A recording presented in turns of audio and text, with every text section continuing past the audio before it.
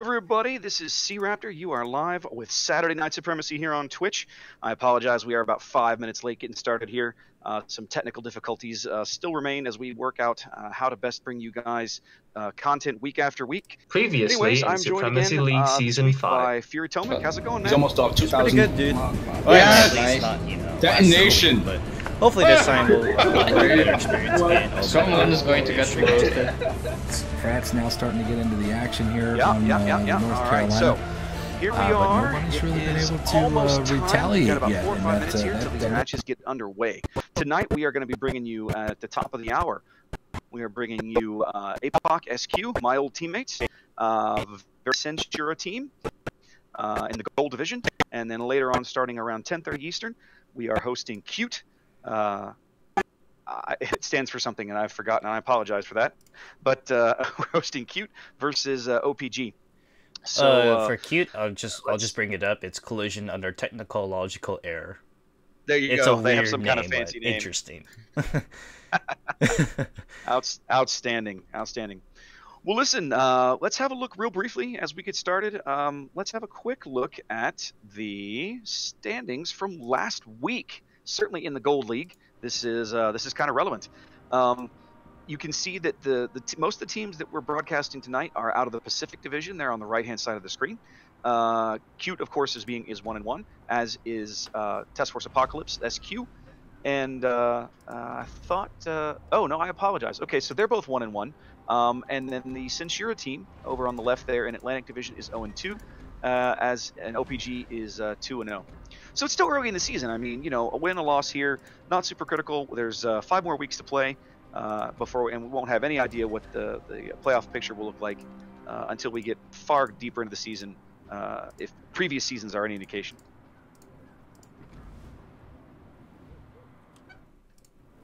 All right, I apologize. Let's see. Let me get moving. All right, so we are able to use Eries in game 1. Oh, game 1, so it's just Eries. Yeah. We just need that for game 1, and then the whole rest of the night we got to use CVs. All so right. dust out your Ryujo. Yep. It's already in. Accounted for.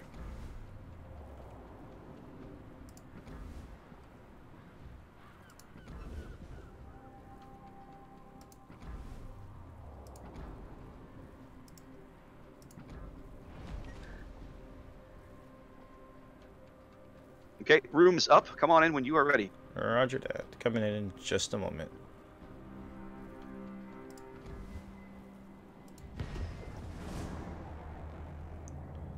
Pardon me, which room was it again? We are with APOC and MIAC. The room is under Sneaky Snake has it created. What's the username? Sneaky Snake. The Sneaky Snake. Okay. Is the, you'll find it down there. All right, so real briefly, let's have a look at this match. We're starting on Fault Line here at 9 p.m. Eastern, and then moving to Hotspot at the bottom of the hour. And if we go to a game 3, that will be on Land of Fire. So we'll talk through Fault Line real fast. Most of you have probably played this match in this particular map in randoms, and you know what a complete death trap the middle of this match is. So a fault line is so congested through the center, it almost always revolves around a north-south fight. We do have this map, and we do play this map in Supremacy in a 3-cap mode. So it is the standard 3-cap mode you're used to seeing when you play this map in randoms, with an east, central, and a west cap. It's going to be interesting to see what team comps both teams bring. That'll usually dictate the kinds of strategies they pursue. It's very difficult to get many torpedo hits through these narrow corridors. You know, there's not a lot of movement. This is a very static map once both teams tend to set up. Although it sometimes gets interesting in that B cap in the center. I've seen a lot of matches devolve into giant melees in the middle. So we're gonna have to see how both teams play it, what compositions they bring, and how this goes. But there's lots of great places for battleships to set up. There's lots of great places, especially likes of North Carolina or Alabama, and lots of places for radar cruisers like Edinburgh to hide, and all that sort of thing. So it's gonna be really interesting to see. I believe I have to go check the numbers real fast. I believe this is a 48 by 48 map. Let me have a check here. Apologies, I am running late tonight, so I am not as prepared as I should be. I'm going to do better next week.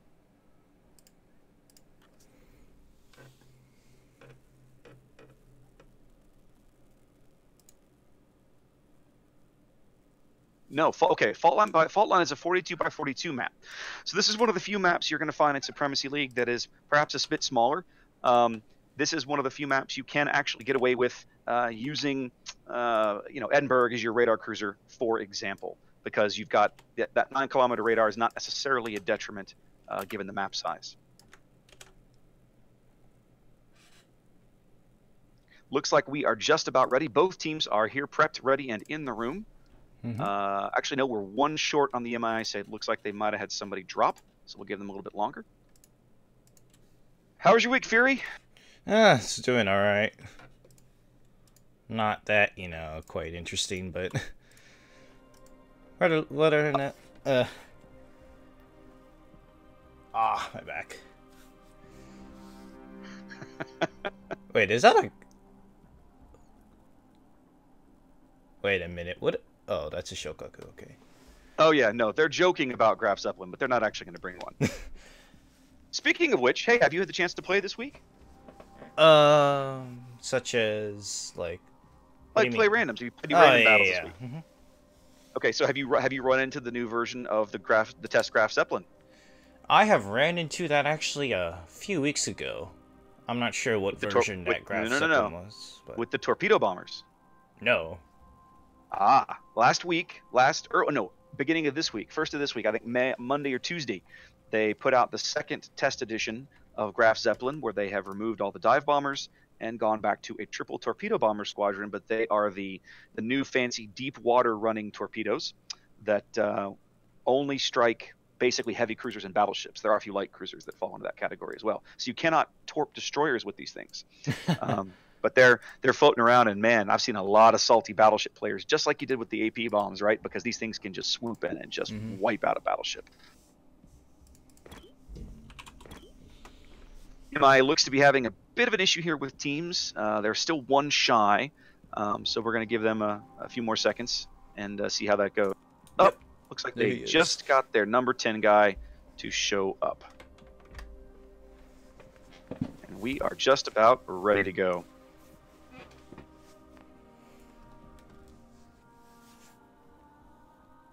Oh crap, you know what I forgot? See, I'm such a noob. I gotta build me a checklist. I forgot my music. Let's get this going. So we are kind of mandatory to play some music? Well, I like putting something on in the background, right? Yeah, I mean, I might as well too, since I have this. There we go. Hopefully it's not too loud. Yeah, okay, that's kind of fine.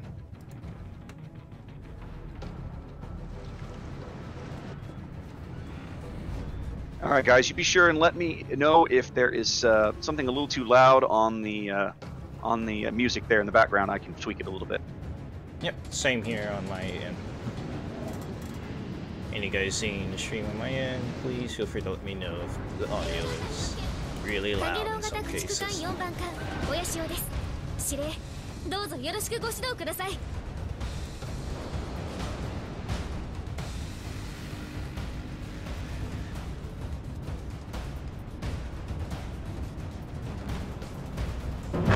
Alright, let's take a look at the teams that we have going right now.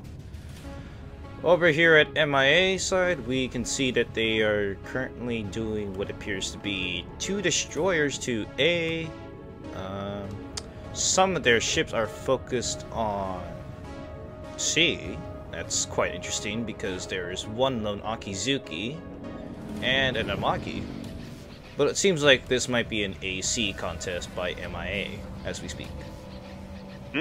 APOC right now have opted for a double destroyer strategy, which is somewhat odd. I'm used to seeing these guys play a triple destroyer, but right now they are headed B and C pretty aggressively. Looks like they are sending out Wow, I'm not quite sure how this deployment is going. We've got a Benson pushing B, a Benson going to C. Benson on his way to C is probably going to be picked up by these dive bombers. He's trying to avoid them. And then we've got a North Carolina, and a Amagi, a Chapayev, and a Tago all going to A. And a Benson going to B all by himself. He looks pretty lonely out there. Well, status update. Looks like MIA has detected their Amagi, but none of them are firing shots yet. Okay. Talk to the team comps real quick. We have North Carolina, double Amagi, Atago, Chapayev, Kutuzov, triple cruiser for APOC tonight with 2 Bensons. Talk me through the team comp there on MIA. Yep.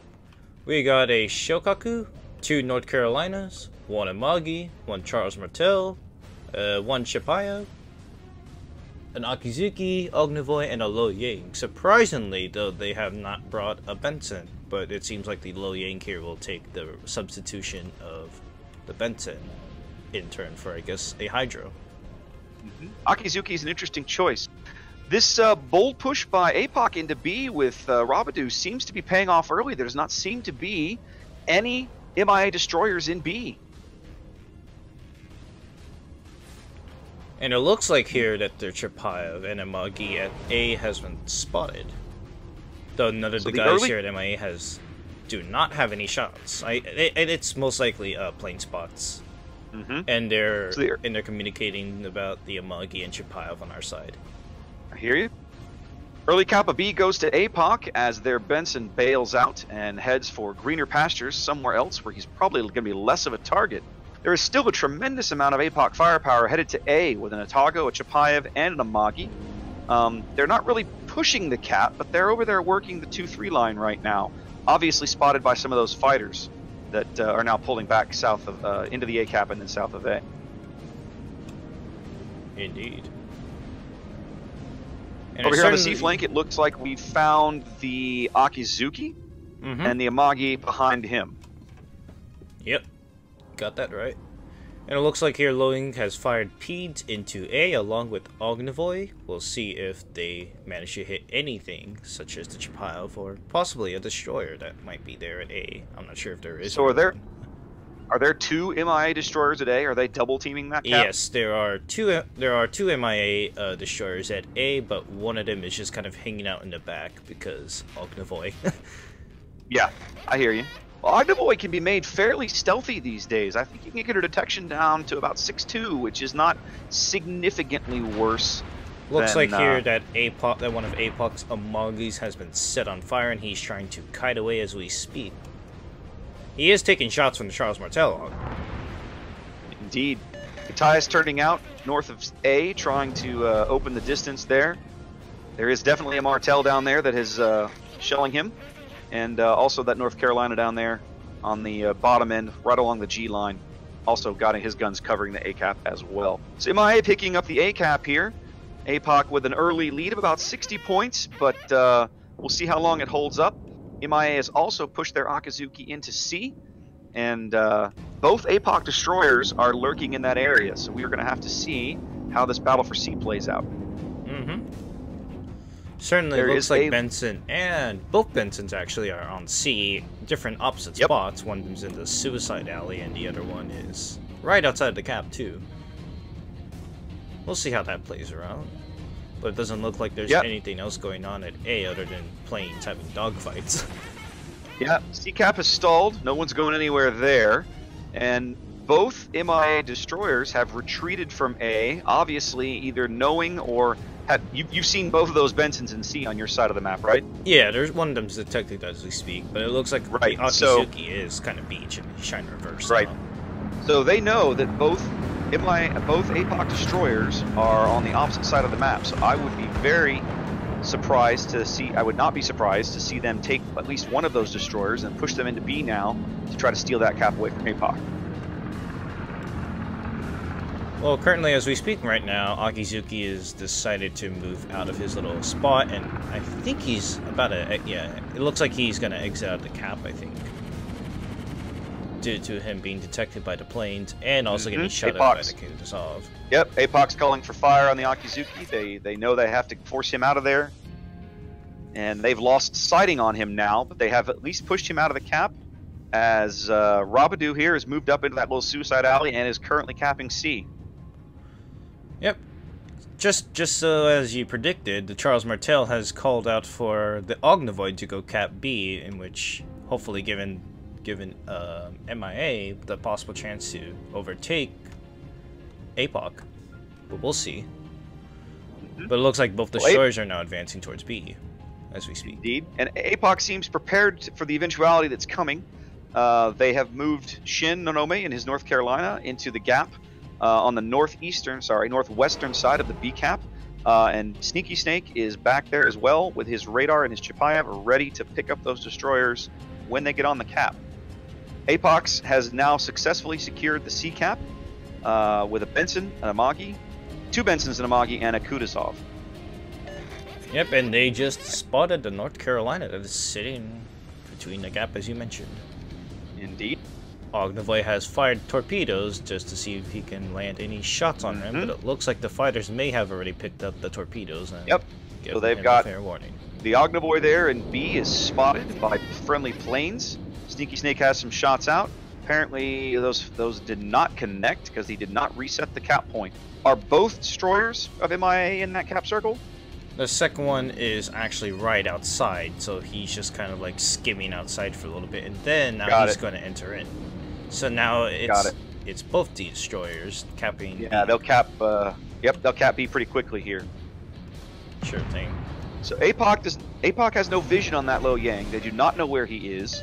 But based on what I'm seeing, it looks as if Sterling in his Atago is going to push down the 2 line and either try to cap A or probably try to cap A and do a little bit of flank action here. It looks like Katias may be going with him in his Amagi. Shin, though, here under a little bit of pressure on the northwestern edge of B in his North Carolina, retreating from torps, but on at least 1 fire. Yep, looks like he's got the fire prevention talent there. He's only got 1 fire there on his superstructure, but continuing to pour fire into it. Yep.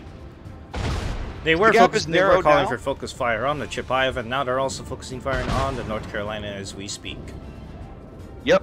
I think Sneaky has burned one of his radars here to spot both those destroyers. They look like they are pulling out of the cap circle now.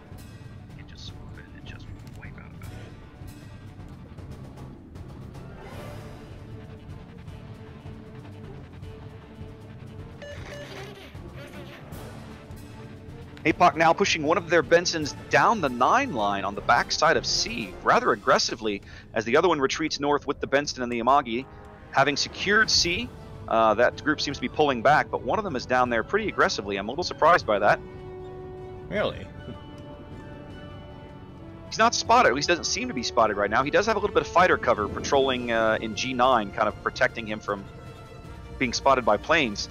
But MIA's cap control has narrowed the gap now to about 10 points as we approach the halfway mark of the match. And at this rate, they will overtake APOC on points here and probably in the next 30 seconds or so. And it just so happens to be that the APOC is now spotted at A with their Atago and their Amagi, and Charles Martel is also calling shots for on the Atago. Yep, Sterling's push it down the 2 lines seems to have been detected. He took a pretty decent-sized hit there from the North Carolina, but he's repairing and retreating. He does have Katias backing him up, but they are not seeming to get good shots on the Martel there. Neither the Martel or the North Carolina seem to have taken much damage. Quite a bit of carrier activity over there over the A cap as well. No APOC destroyers in that vicinity, certainly. I don't know. Talk to me about the MIA destroyers. Where have they moved to? One of them is still currently on B, which so happens to be the Liu Yang, but the Ognivoid appears to be rotating towards A, and their Akizuki apparently is still hanging around C. Just kind of, you know, looking around to see if there's any possible, possible counterattacks coming from that side. Okay. Well, APOC now has pulled both Bensons back through the top end of the C cap, kind of pushed up the 9 line. One of them looks like he is about to make the turn and rotate into B. They're continuing to call for fire on Ruben Ross there in his North Carolina. They realize that he is on low health, 19k and falling, although he is repairing at the moment. Looks like he just put his fires out and is getting some friendly smoke. APOC now down about 50 points with about 9 minutes to play. As the Benson that had been headed towards B is briefly spotted by fighters. He turns back a smidge. Looks like he pops his DF to try and clear those fighters out of the way. And, yep, there they go.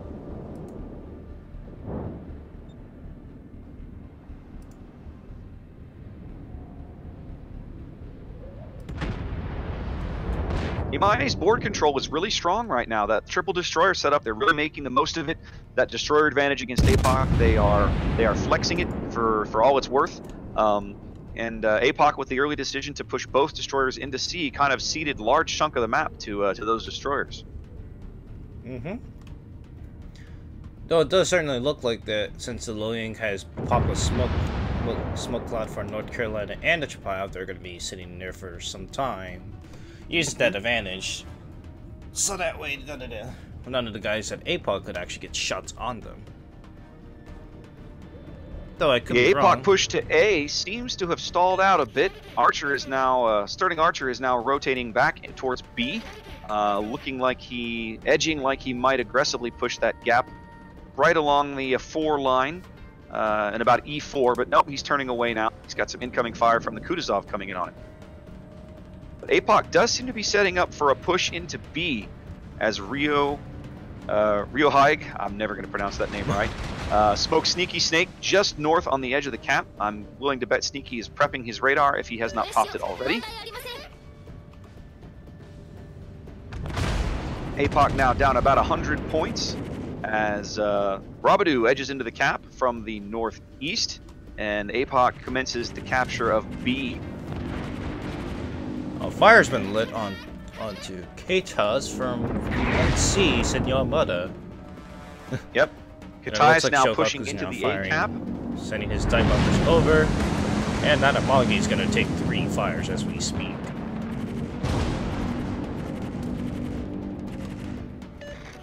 Indeed, Katai on fire in 3 places as he pushes into the A cap. Desperately trying to get some fire out of this Martel, hoping for a big hit, as the North Carolina continues to pummel him with HE from over the island. Katai's now going to take some torpedoes from the... Yes, thank you. And yeah. It's like he's going to take at least 2 of these torps. That will probably put him out of the game. No, surprisingly. Oh, there he goes. But he does go down. He takes the flood and first blood of the game here at the 14-minute mark. Yeah. Goes to MIA.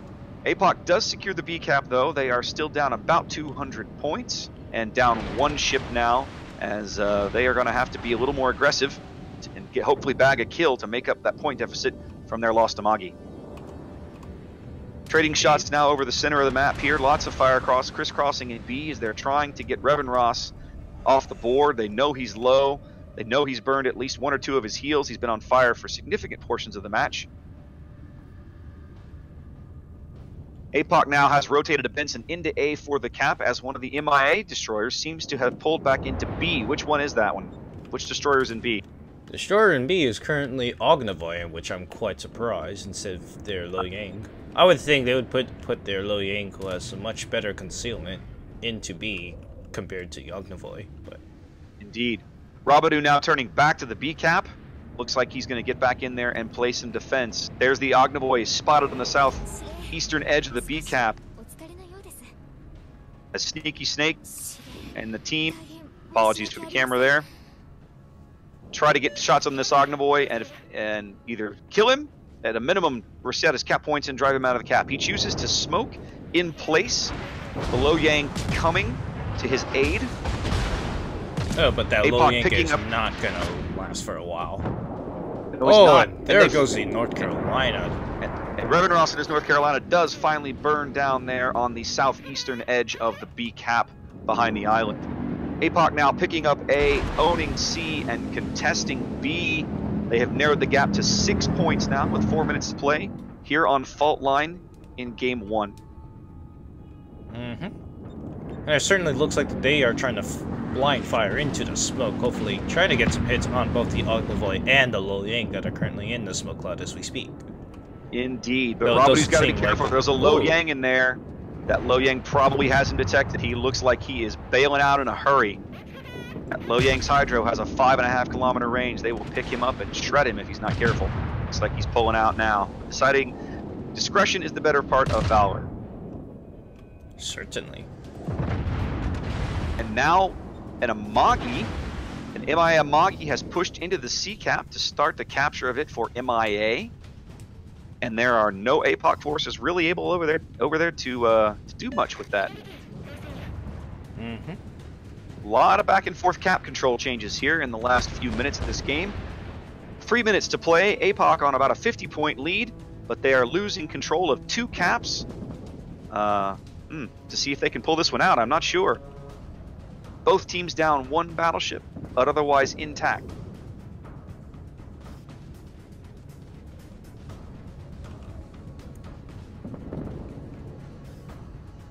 Certainly the Chapayev is firing down on Mega Dude as we speak, since I guess he's the only one that is currently detected and is within the range of the Chapayev.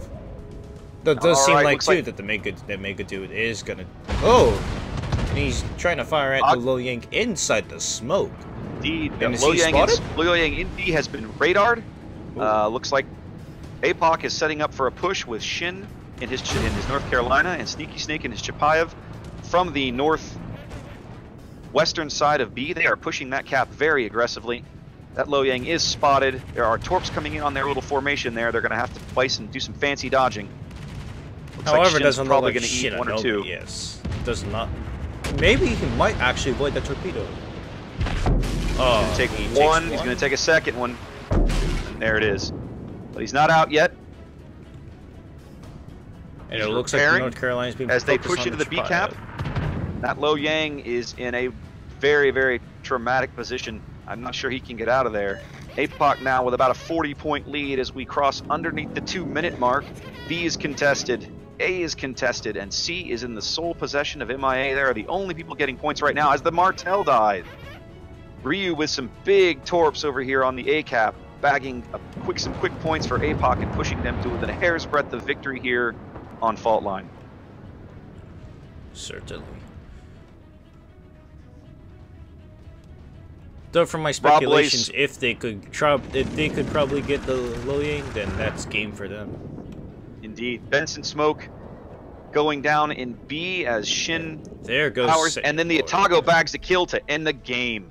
I didn't even see who it was, did you? It was Seno, what's his name? Seno. Seno Murder, yeah. He was actually getting shot up by the Chapayev and the NC. The North Carolina that had been covering A got finally sunk. Mm-hmm. All right, then. Well, there you go. Game 1 going to APOC and a hard-fought victory here on Fault Line.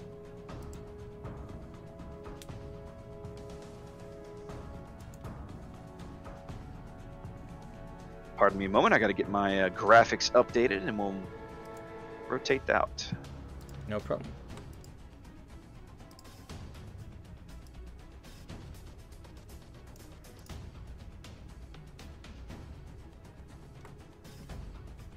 Let me check some of this music that I have playing right now as we speak.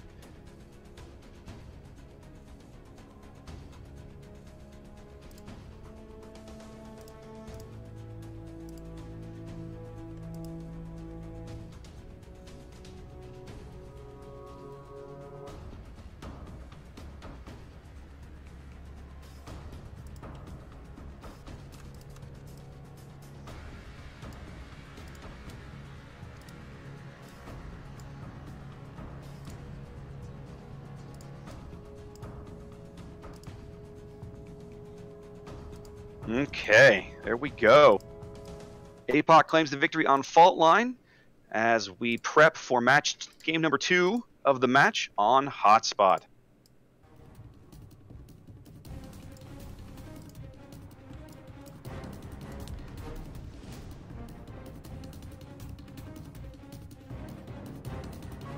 You know, that game was. There weren't a whole lot of kills in that game until like the last, what, 4 minutes maybe? Yeah. That game was tremendously about map control. I did seem to notice, though, that mainly everyone was just, like, kind of sitting back and, you know, sending only their destroyers to go cap A, B, and C. Right. Well, it's tough. I mean, you know, fault line, that center area, if you push in there with a capital ship or a cruiser, man, you are going to get focused from 3 different directions, and you are not going to be around very long. I mean, you saw nobody larger than a destroyer went inside those islands until the very end when APOC decided, you know what, it was time to push in from the northwest. It was just the Lo Yang in the center. He didn't have a whole lot of support, and they were like, we're going to either push him in, or we're going to push him out, or we're going to kill him. Either way, we're moving in. And they went in as a group. Mm-hmm. Makes a big difference. All right, but let's talk about Hotspot as we prep for the next match. Hotspot, of course, is one of the more controversial maps in the game, dating all the way back to the very, very end of open beta, when this was this very bizarro split staggered spawn in different corners with the teams. But it has since evolved into a much more traditional 3-cap spawn, 3-cap map across the center of the map, just like we saw on Fault Line. The difference here is that B is actually the more open of the caps. Of course, on Fault Line, B is very congested, very constricted by all the islands that protect it. On Hotspot, the exact opposite is true. B is the most open and accessible cap in the entire map. C on the east is highly congested, lots of little islands dotted through there. It's a destroyer's paradise. And then, of course, A on the west is much more interesting in the sense of there's only 3 ways in and out of that cap: one from the north, one from the south, and one that connects a channel that connects it to B in the center of the map. So you frequently will see teams attempt to push it, but if they get resistance, they'll bail out quickly, because once you're in there, you're either going through or you're going to die. There's almost no easy ways out of that cap once you're in there. Indeed. What As kind of strats? We have to. I got to keep the carrier for this match. Oh, really? Yep. Yeah, it's the carrier match for you and I, anyway. I hope I don't miss my shot. Yeah, don't suck at killing yourself, right? All right, here we go.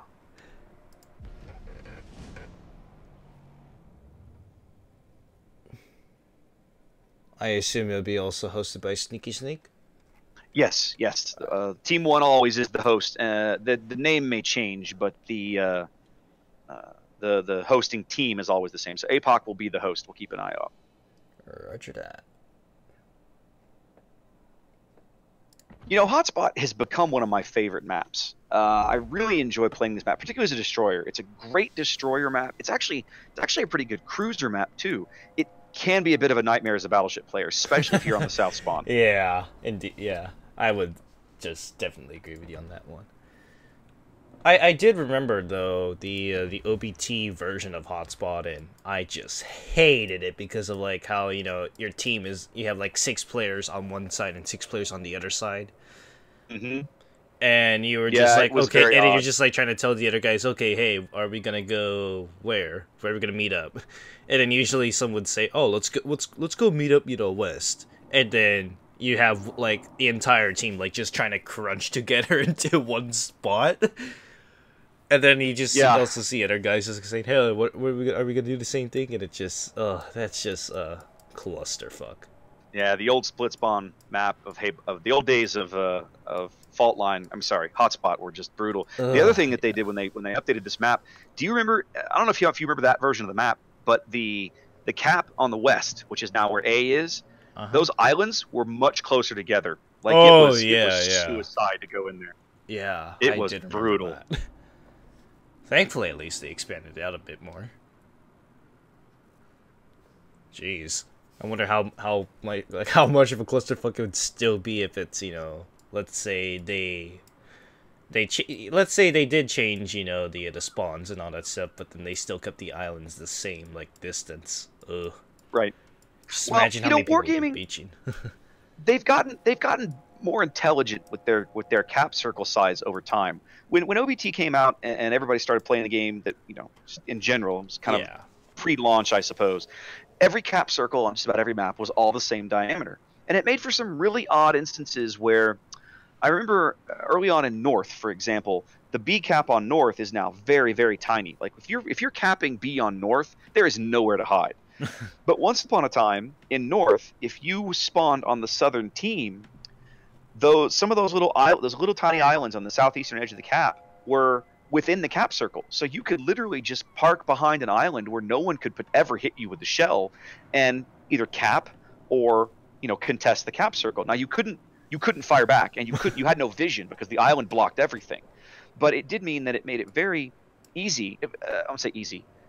It made it much more simpler and not much of a stress for the person who's trying to cap. Right.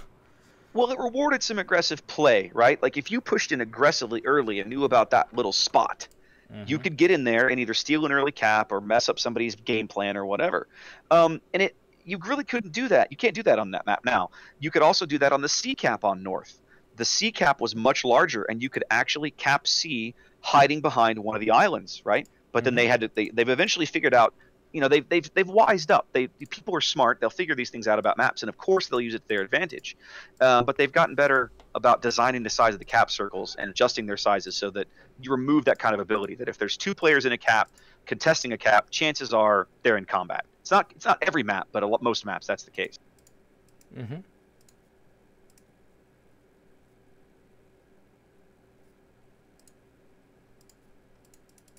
Now, I'm not sure. Did we get any confirmation that the room is up as we speak? It is up now. I just spotted it. All right. So come on when you're ready. Sounds good.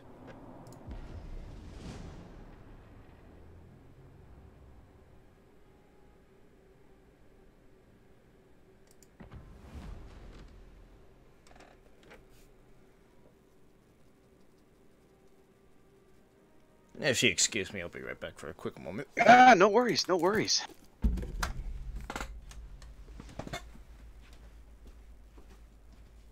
Been so busy getting set up, haven't had a chance to go see what folks are chatting about in chat. Let's have a look.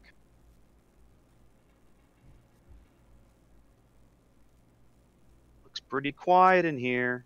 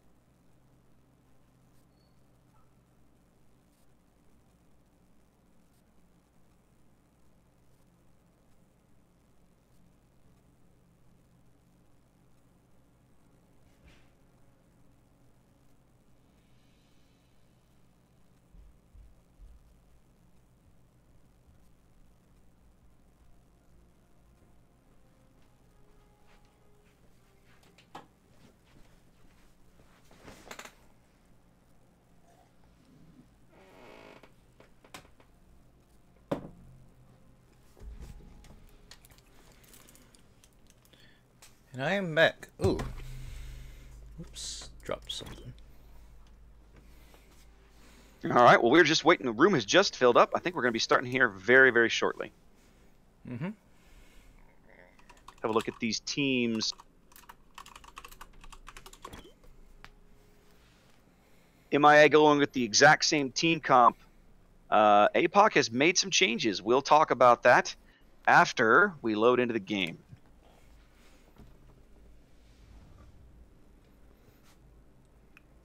Oh, those are quite notable changes. Yeah, these are not small changes either. So APOC has retained their battleship configuration of North Carolina double Amagi. They have gone double Chapayev rather than, of course, their last cruiser setup was Atago Kutuzov Chapayev. They've gone double Chapayev now, and their destroyer setup is now Benson, Hata Khazi, and Lo Yang. Now, we saw teams experimenting with the Hata Khazi last week in the Silver League games that we casted, but I was surprised at how few plane kills they racked up, because ultimately a Hata Khazi with the 100mm guns is essentially a little pocket Akizuki, and an Akizuki built for full AA is just brutal on enemy planes. Sure. So we're gonna have to see how APOC has chosen to outfit their Hata Khazi here. We'll certainly see, though. Oh yeah, as you and I have to go through the excruciating process of suicide.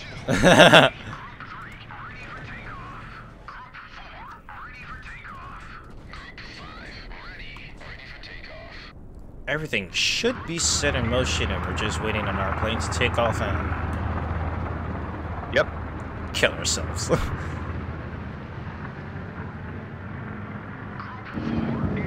APOC, early on ignoring B, sending the Benson, what looks like the Benson and the Hata Khazi to C. While the Lo Yang on the bottom end of A is going to sniff around and see what he can find.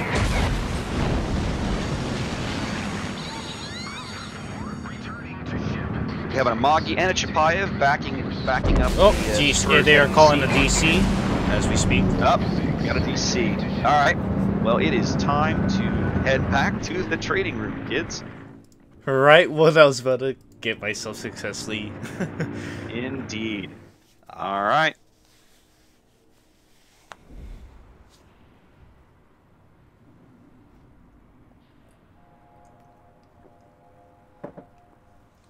So again, for those of you who may or may not be familiar with Supremacy rules, when you have a match start within the first few minutes of a match, if someone DCs, because we are still working out of training room, which is sometimes imperfect, it is very possible to call a DC. Someone has problems, they drop, their game crashes, whatever. You call a DC, and it's a straight restart. Of course, neither team is allowed to change their composition or anything. All other variables are the same. It's basically just a free restart.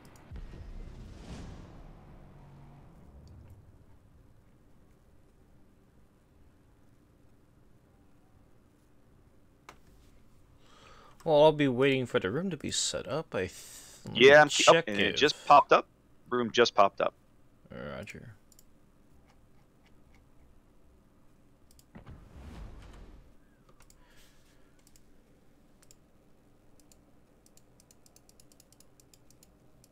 I'll be curious to see if the Hata Khazi is given the opportunity, and I need to pop over and check his gun configuration as soon as I can. Of course, I assume that a Hata Khazi in these matches is going to have the Japanese 100mm gun turrets like Akazuki equipped, because they are dual-purpose guns. They really ramp up the AA on that ship, and they give it a lot of flexibility, because he's also not a joke in a gunfight against another DD. But I don't know if he hasn't taken that configuration. I'm not sure where they're headed with it. I also suspect that he's taken smoke instead of torpedo reload. Of course, Hata Khazi being essentially a kind of almost a Kagero clone, has the option to choose either smoke or the torpedo reload. And we've seen in some of those seed rounds several teams experimenting with Kagero and the torpedo reload booster, and the pure havoc it can cause with people setting up in fixed positions and intending to use their battleships to cover cap circles. Suddenly there are just more torpedoes than they expect, or coming from angles they couldn't predict, and it turns south in a hurry. All right, APOC is ready. MIA looks like they have one more trying to filter back in, and we are almost underway on our quick restart here.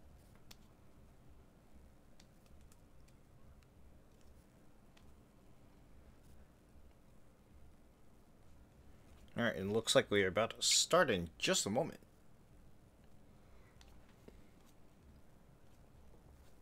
Hopefully we don't have any more issues or disconnections as we speak.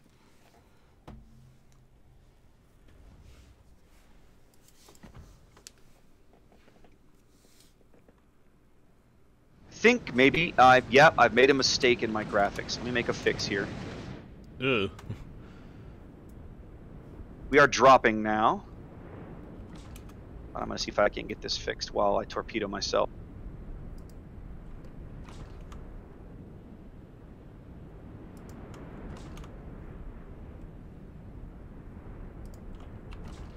There we go. Well, almost.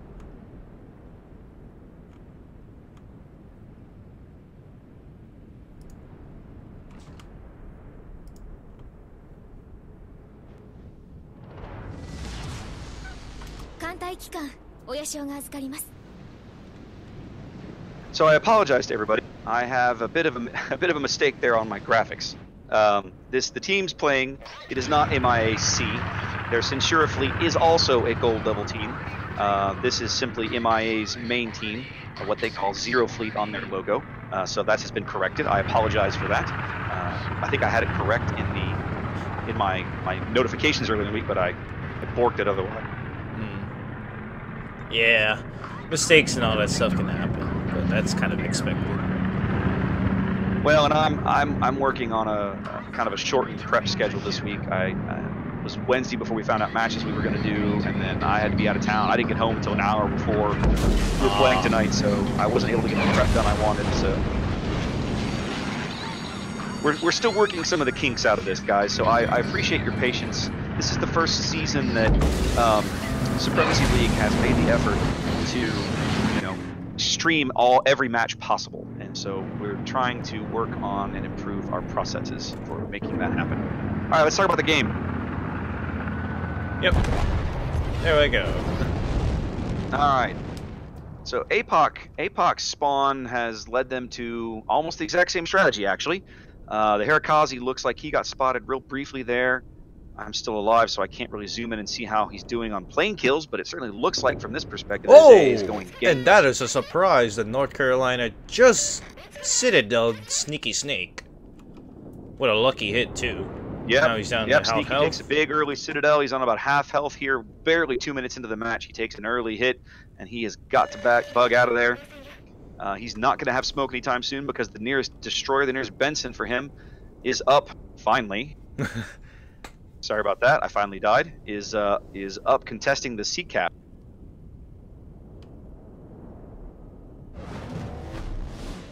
So Sneaky with some early damage means he's going to have to pull back and be very, very careful about how he plays going forward.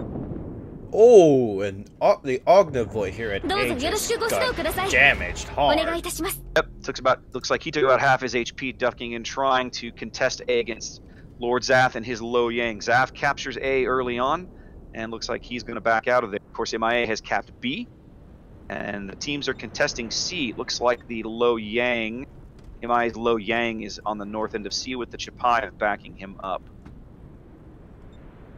Right now, Rabadoo seems in his Benson at C seems to have decided he is going to let them have that cap. He is retreating, pulling out of there.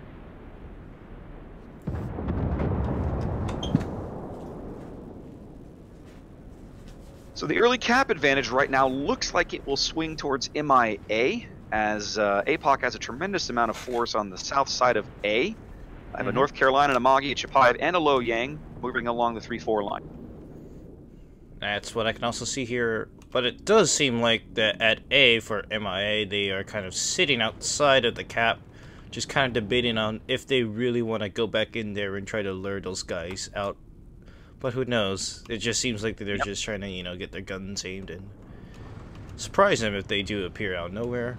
But their North Carolina, who is also at A, but is kind of hiding behind the island, seems to be looking over towards B as it's being capped. Though it does seem like that.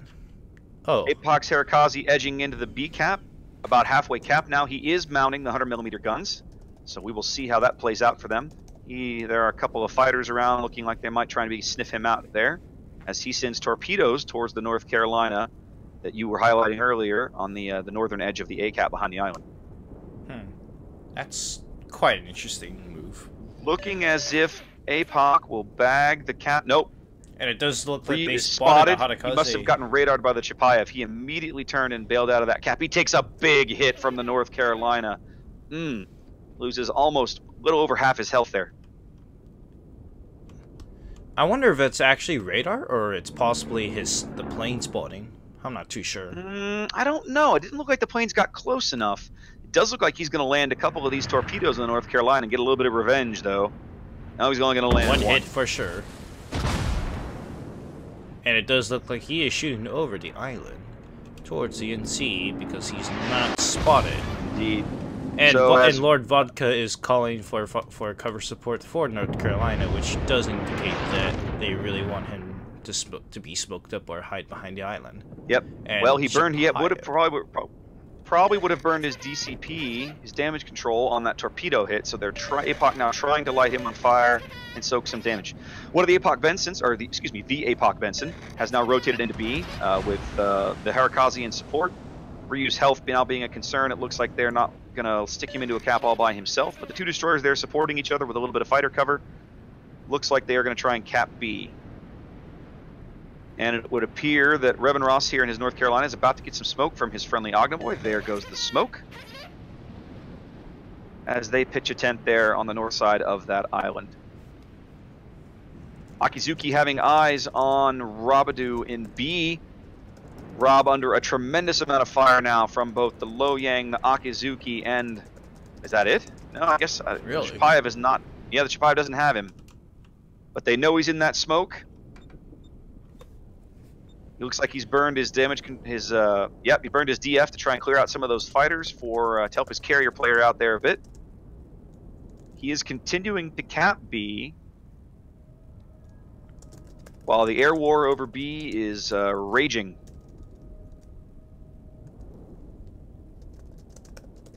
APOC only down about 20 points here with about 5 minutes, a little over 5 minutes into the game.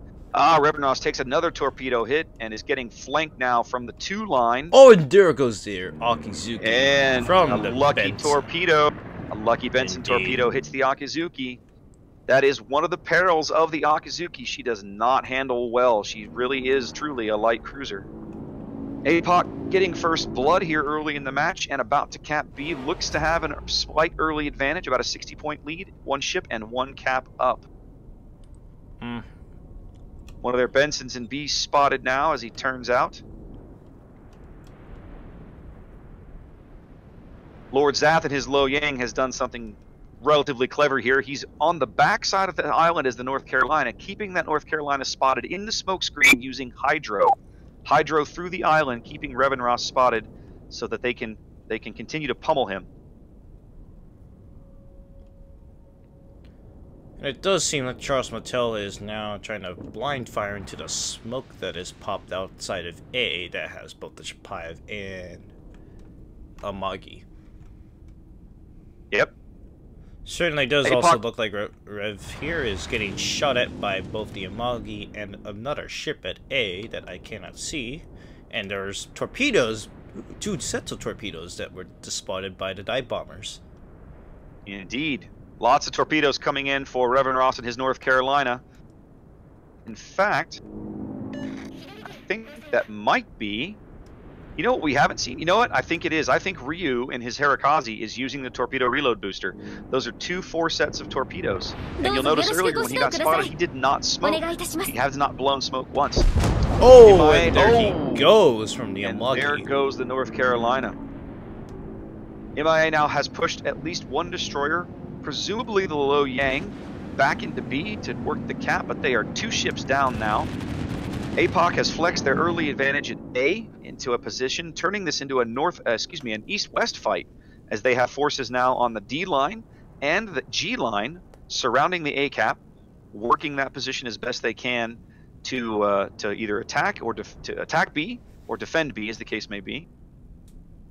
They have eyes now on the MIA Lo Yang that is capping B. Rounds going towards him, trying to reset him. And it does look like Lo Yang has been spotted, and now he is getting shot at by the Hata Khazi and the Benson. They do tap him enough to reset some of his cap points. All 3 APOC destroyers now working the south and or southwest edge of the B cap. Lots of torpedoes heading through B right now. Quite a bit of fighter cover as well. And it looks like Benson and Lo Yang are pushing now. Oh, and unfortunately, he is just short close of capping B fully. Yep, APOC Lo Yang has now aggressively pushed into the cap circle. Appears to be spotted on Hydro. He is taking fire from the Chapayev in C. Now it looks like he they're being But he also has the enemy Lo Yang on Hydro now. So both Lo Yangs perma-spotting each other with Hydro as they just edge out of range of each other. But the play works. It forces the MIA Lo Yang out of the cap circle, and APOC retains control.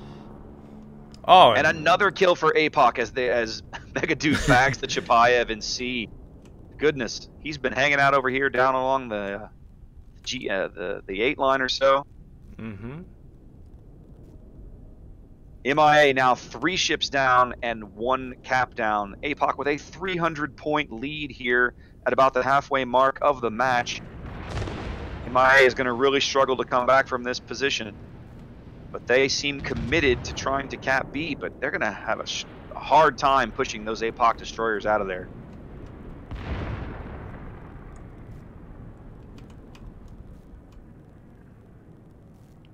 Ooh. It looks like the Chapayev is now focusing upon the Amagi here that is currently spotted. And I see torpedoes here that might... Oh, they just missed him by a hair. Mm-hmm. Especially the Amagi 2. Mm-hmm. Those were Lo Yang torpedoes, I believe. No, those are Ognivoy, I think. Okay.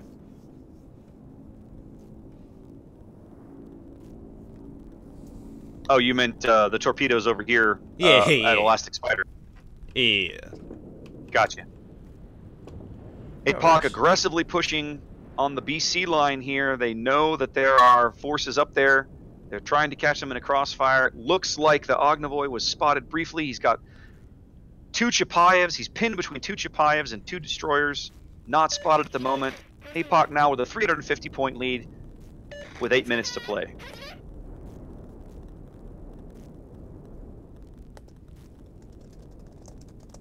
All APOC really has to do at this stage is just not die. I mean, consolidate. They don't even really have to push anywhere. They're being aggressive, but they don't have to be.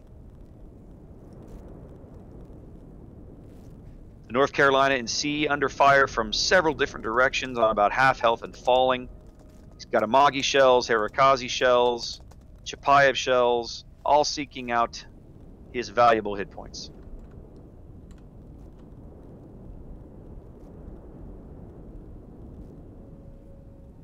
MIA definitely on the back foot now as they all kind of retreat into the C cap. APOC pushing their advantage a little bit. And Possibly a little bit harder than A2, but it's paying off for them. Ooh, 4 Peds. Kitas has taken 4 Peds from the Ognivoy, and certainly looks like he just went from a full health down to 26,000. And he is currently also firing on the Charles Martel, but unfortunately misses. And there goes APOC a hair's breadth from victory, and there goes North Carolina. MIA now 4 ships down, 2 caps down with seconds to play in this match. The very next kill for APOC should end the game. Looks like it's going to be this Lo Yang here, who's on about 2,000 HP. And he's certainly going to go and down. they get him in the smoke right as he smokes up. The last few shots finished the deal. So APOC, with a convincing victory here over MIA on Hotspot, claims a 2-0 match victory here in the Gold Division, Week 2 of Supremacy, Season 5. So I wanted to see how that Hata Khazi did. He did not bag many plane kills. He did pick up a few. I'll have to investigate a little more. We keep seeing these Hata Khazis. I keep expecting people to kit them out as AA boats. So either their AA is not as good as I'm thinking, or people are, and the planes just aren't hanging out long enough for them to rack up the kills. I don't know which it is. Well, I mean, I actually had the Hata Khazi, and I could give you a little brief on the stats if you wish. Yeah, let's have a check. Alright, so currently I'm looking at the Hata Khazi. She has a survivability of 16,100 hit points, as we can obviously see with most of the Hata Khazis we have encountered in our stream. Though the armor is, quite weak, 6 to 21 millimeters. Her main guns, which are 3 different types. One is the 100 millimeters that we see here, which are the Akizuki guns. We also see the 127 millimeters. That's the Kagado stock guns, and the 127-54, which is the midway guns, the secondaries, of course. And it has a total of 9.4 kilometers in range. Torpedoes, though, that could depend. There's only one type of torpedo, though, which is the Type 90 Mod 1. That one goes up to 100 kilometers with a potential maximum damage of 17,233 hit points. But it can be easily detected at 1.6 kilometers and with a speed of 62 knots. But as you were mentioning about the you were kind of expecting the anti-air on the Hata Khazi to be good. Well, I mean, it could be good, but in general, her AA defense is quite bad, considering it's just 1x of 25mm Titan 96 anti-air guns. It's still singular anti-air guns, but the majority of her, you know, AA comes from the 100mm guns, as you spoke about. So, just kind of glancing at the two ships, the entirety of Hata Khazi's AA DPS is really out of those dual-purpose her main batteries, right? And she gets a fair amount of there's 70 DPS there essentially. You could potentially pump that higher, and then of course manual AA would double it. So you're talking probably, I don't know, 150 DPS or so. Akizuki gets about 100 DPS out of her main battery, but she also has this secondary ring of 25mm guns with another 80 or so DPS in them that Hata Khazi doesn't have. So Akizuki is still a much superior AA boat, like significantly so. It's not even close. Hata Khazi, she has a few of these 25mm guns, but they account for 8 DPS. You might as well not even talk about it. Though it could also depend upon what commander points and what skills you have research on Hata Khazi, such as well, I'm kind of used to a different build that a friend of mine suggested, in which one of them is that the Hata Khazi has the IFHE skill researched. Certainly does, bring a huge factor along with the latest IFHE update, so it should probably bring this ship into favor if you are planning on using Hata Khazi. As to what I could see for now. Who knows? Maybe it might actually be a not a good idea to bring her along. But that certainly is up to the team and the user. Indeed. All right, well, with that match complete, we are going to go over to Discord, and see if we can pick up somebody who's going to Game 3. Again, like I said previously, we're still trying to work out some of the kinks and how we Twitch stream Warships Supremacy League for you guys. And one of the kinks is, if the early match goes to only 2 games, we've got a half hour of dead time to kill. And we'd much rather be bringing you... I'd much rather be bringing you another game. So what we're going to do basically is we're going to go back to Discord, look for somebody doing a third game, and see if we can bring them in. Now, when we do this, it does mean that some of our graphics and everything might not be quite up to date, because we're kind of doing this on the fly. I'm going to do my best, but I apologize in advance if things aren't quite up to our normal quality. And we're still working on that. So have to give me a few minutes here. We are still working on seeing if there is a third game that we can pick up, so that you guys aren't bored for the next half hour, because we certainly would much rather be showing you some good play.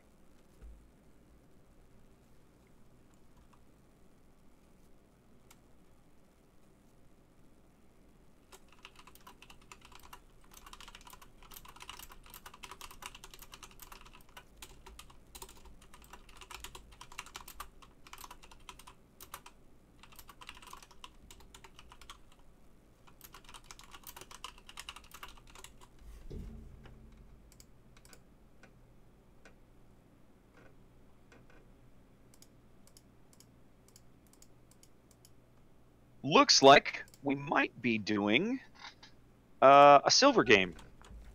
Oh, really? Do we know which team this is by chance? It looks as if it's the APOC War Pigs team versus MIA.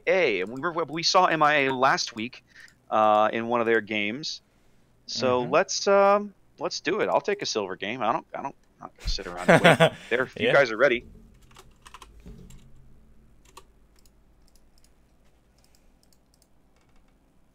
So we have to be a little flexible at moments like this. We're checking on this. Yeah.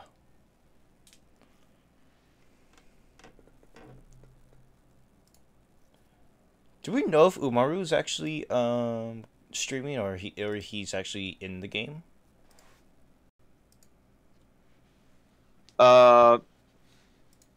She is the carrier for the War Pigs team, as I recall. So she's there waiting to let us know. Hang on. We did have a quick request from Twitch. Tug, I have you turned up. I'm sorry. Fury, I have you turned up as far as I can on my side. If Alright. you would, do me a favor, turn your mic up a little more. They're having a hard time hearing you on my stream. That is quite interesting because... Give me a moment. Okay, not a problem.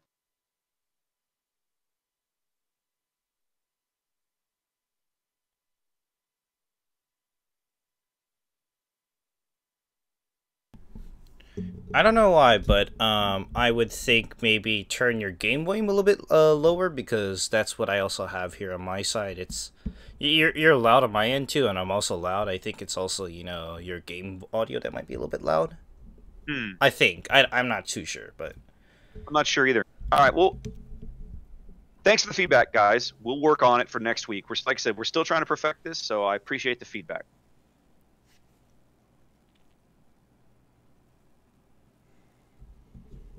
I don't know what that means. Okay, hold on.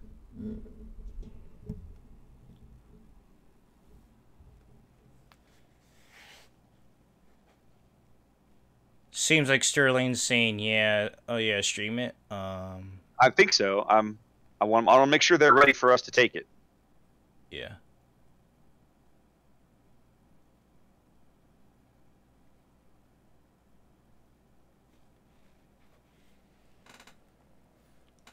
I think we're going to get a response here. It looks like she's typing. Certainly. Looks like Cleo is now looks like typing. Cleo might be responding.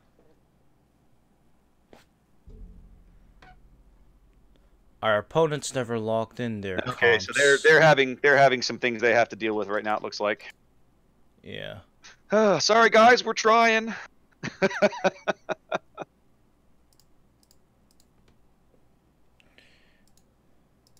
MIA said it wouldn't let them came to cast, but looks like you're the only one. They timed out.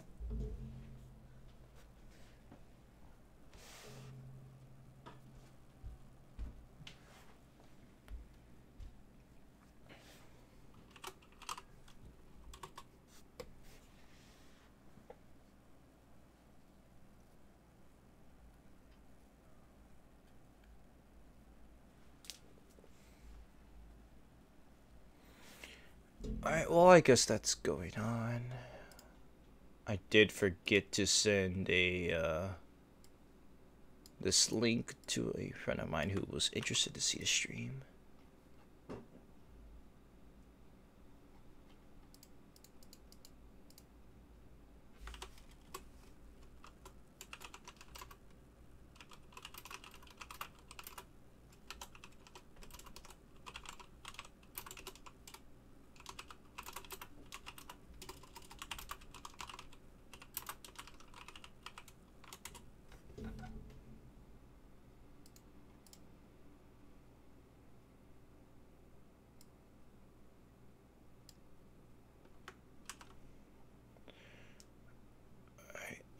Let's see here.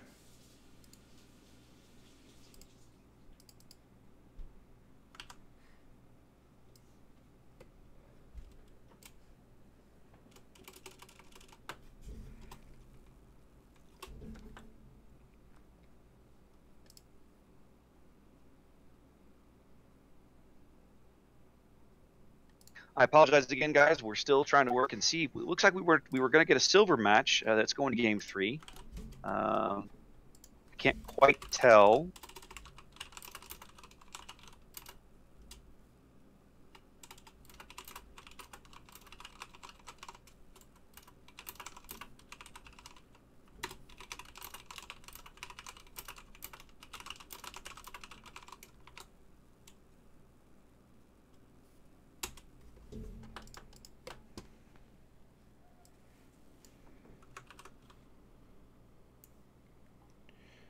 Yep.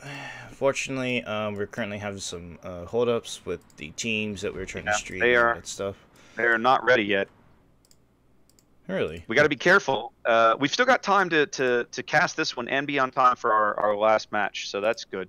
By the way, since we're kind of sitting around waiting, our next match, starting at no later than 10:30 Eastern, is going to be Cute versus OPG. Game 1 will be on Islands of Ice.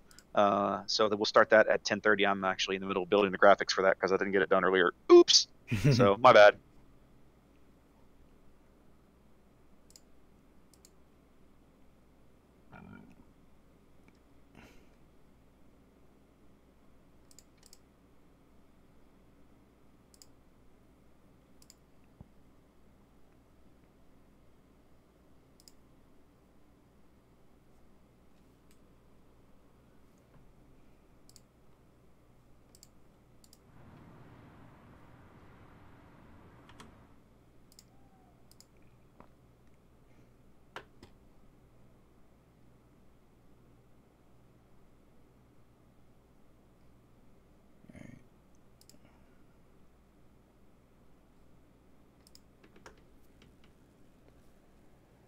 Okay, it sounds like we are going to stream this match. It just sounds like that both teams are not ready. Mm-hmm. Okay, I'm going to go ahead and pop in the room. Grab your Ryujo and come join me. Mm-hmm.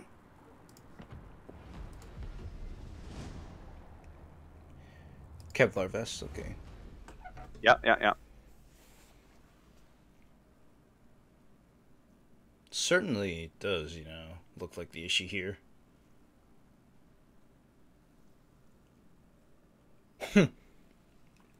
Go away. They're being mean to me. Why are they being mean to me? Oh, okay, good. Which team do you want to cast, man? Pick one. I'm fine with anything. Okay. Well, I'll tell you what. I've been calling APOC games all night. I'll stick with that just because that way I don't get confused. We're still calling APOC versus MIA. We're just calling different APOC versus different MIA. Just a different team.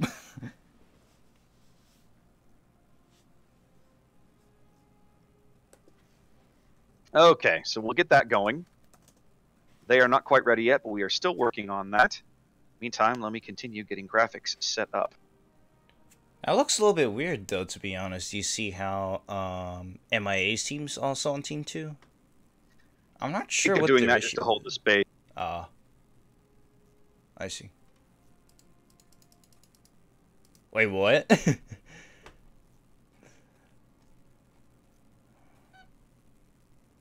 Oh.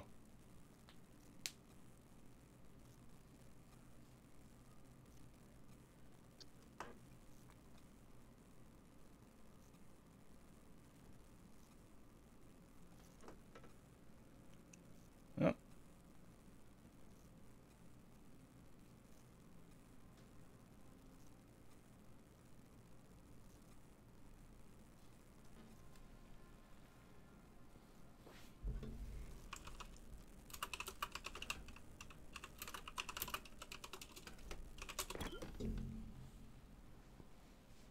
Yeah, if they're talking to me, apologize and let me know because I'm not seeing it right now. I'm not even paying attention. Give dies early.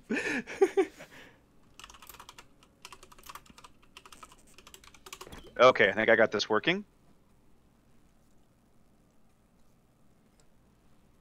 All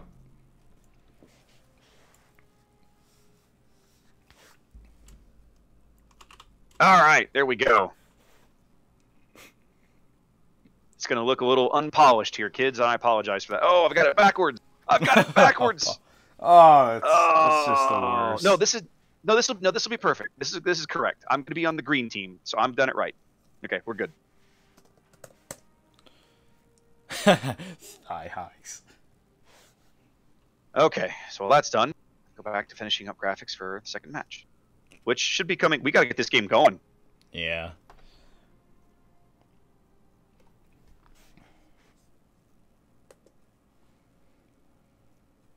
Are they gonna call APOC over?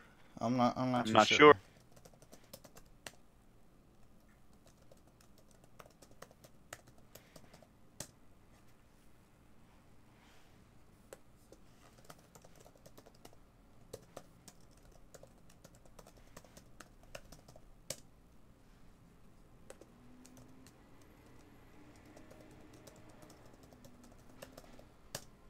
There we go.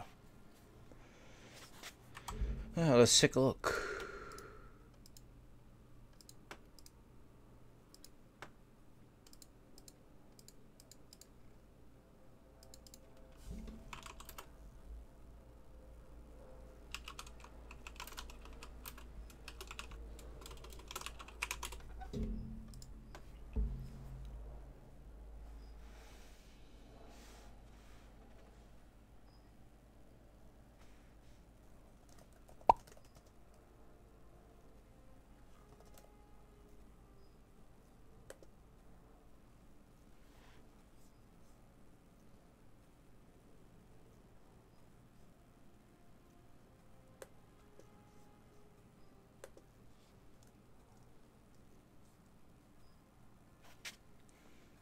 I think I'm gonna actually merge my stream over to possibly Twitch. I'm not sure yet, but I'm thinking of probably. Or do you stream on YouTube? Yes. But like I mentioned, I'm not sure if I should probably, you know, if I want to switch this over to Twitch. And it seems like it seems like someone on my end is asking, what is the Supremacy League all about? Ah, okay. Well, we can give you guys that. So, a little more than a year ago, Supremacy League was created by the players, basically because there was no real competitive organized play within World of Warships. They went through a couple of iterations, I think, kind of working out what they wanted to do in terms of, you know, what tier and how the teams would look. And what they settled on was 9v9 Tier 8. There are further restrictions on team making. You are not allowed to bring more than 3 ships of any one nation. You are not allowed to bring more than 3 premium ships, if I remember correctly. I'll have to check the rules on that, but I think it's 3 of each. Yeah. Oh, and of course, maximum of 1 carrier. And I believe there is a max of 3 battleships to prevent people from just bringing all battleships. I think that's the case. In any event, basically it was created because the players wanted competitive play, and Wargaming wasn't supporting it. For the first few seasons, Wargaming was gracious enough to support Supremacy League by providing some prizes at the end of the season, usually in the form of doubloons to hand out to the winning teams. There have been a couple of reward flags along the way as well. This season in particular, Season 5 now, Wargaming has opted to not provide any prize support for the players of Supremacy League. So the players have taken it upon themselves to do this. So there is, if you go to warshipssupremacyleague.com, there is a place for you to donate. If you wish, you can donate to the prize pool if you want. I believe right now the prize pool is up over about $1,700. The original goal was $1,500, if I remember correctly. So anyways, that's the thing. Basically, this is a competitive Warships play for people who want to try it out. Organized team play. Looks like APOC is going to start filtering into the room here now. That'll be good to see. Nope, we had one randomly show up and then he left. I don't know what that was about. Anyway, yeah, this is just competitive Warships play, and we're here to try and bring it to you and hope you guys enjoy it.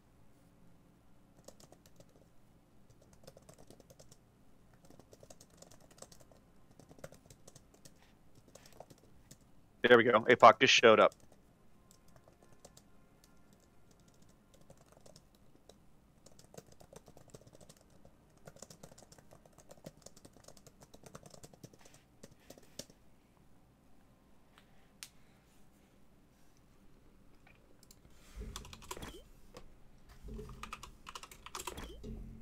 Oh. Oops.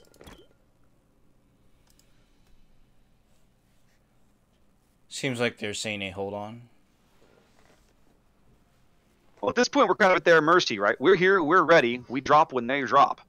But if this game runs full time, we're gonna be a few minutes late to start that last game, and the other teams have been instructed to wait on us. So I hate doing that. But it sounds like what's happening is that there's been some issues reporting matches prematurely.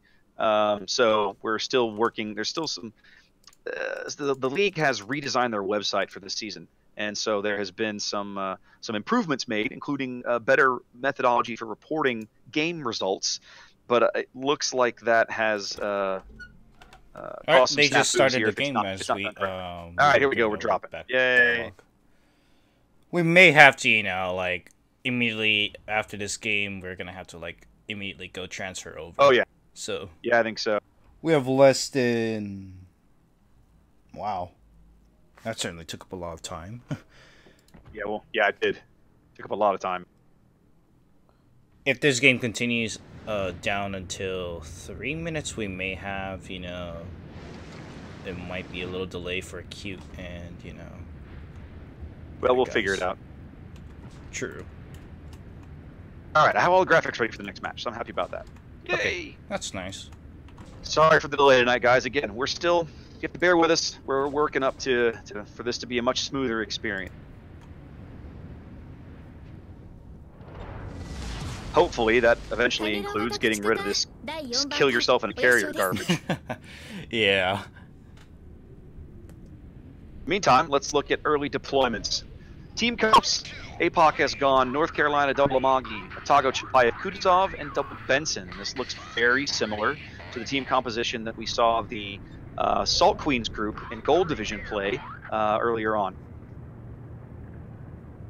Talk to me about MIA's team comp. Ah, yes. MIA currently seems to be having Shokaku, North Carolina, and surprisingly, Monarch, Amagi, Chapayev, Kutuzov, Benson, Hata Khazi, and Loyang. Indeed. Okay, that is interesting. We have not seen... I think we saw Monarch what the in heck? some of the prelim matches that we casted. Oh, that's not good. Yeah, this is not good. Oops. Did you miss your torpedo drop?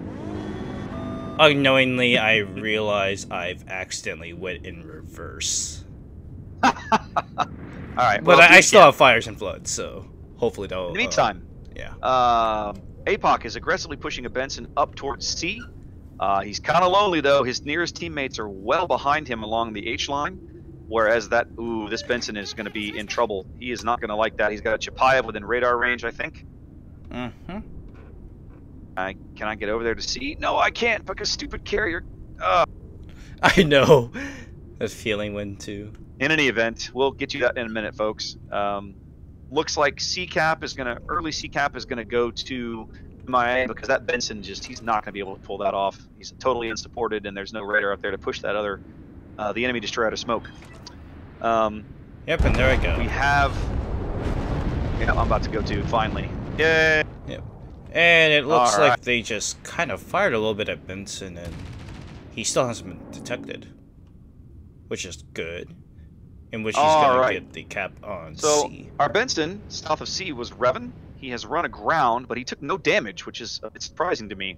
MIA with the early pressure on all three caps, as we have one APOC Benson that is not sure what he's doing. He's well south of the B line along the G line with some teammates. Revan is the only person in a position to contest the cap. He has torpedoed that smoke in C and is going to just edge into the cap circle, but he's got to be careful because there is a Chapayev lurking over there in radar range. Indeed. He is probably going to get radared as soon as they figure out he's in there. Oh! Those torpedoes missed. Those torpedoes all missed. He was just like right next to the torpedoes. Kevlar just manages to reverse just in time. Some early drama at C here. It's the only cap under contest. Both teams are fighting over right now. And it does look like that B is now given to MIA. MIA with the early triple cap, putting a lot of pressure on APOC to make a move or steal the cap, get a kill, do something. Looks like the Benson at C, the MIA Benson, has edged back into the cap. He has stopped the APOC cap at C, but APOC's not in a position to really do much about it. Their Kutuzov and Amagi are swinging very, very wide. Look like they're headed out towards the 9-10 line over here. Appears the Benson is now finally radared at C. He has bailed out of the cap and is getting out of town. So MI with a triple cap very early on. APOC's destroyers playing. Of course, they only have two of them, but playing relatively passively in the early game, with the exception of Revan here. I suppose I should say one of their Bensons playing fairly passively. Looks like he's now going to be, that other Benson is now going to be aggressively pushing A. He's headed that direction anyhow.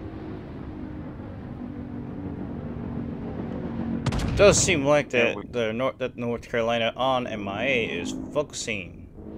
Appears to be the Benson, but he unfortunately misses as the Benson decides to go and turn in.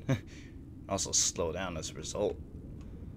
Though it does seem like that there is a little fight between the Benson and both Bensons, Kevlar and Revan, on C here. Yep.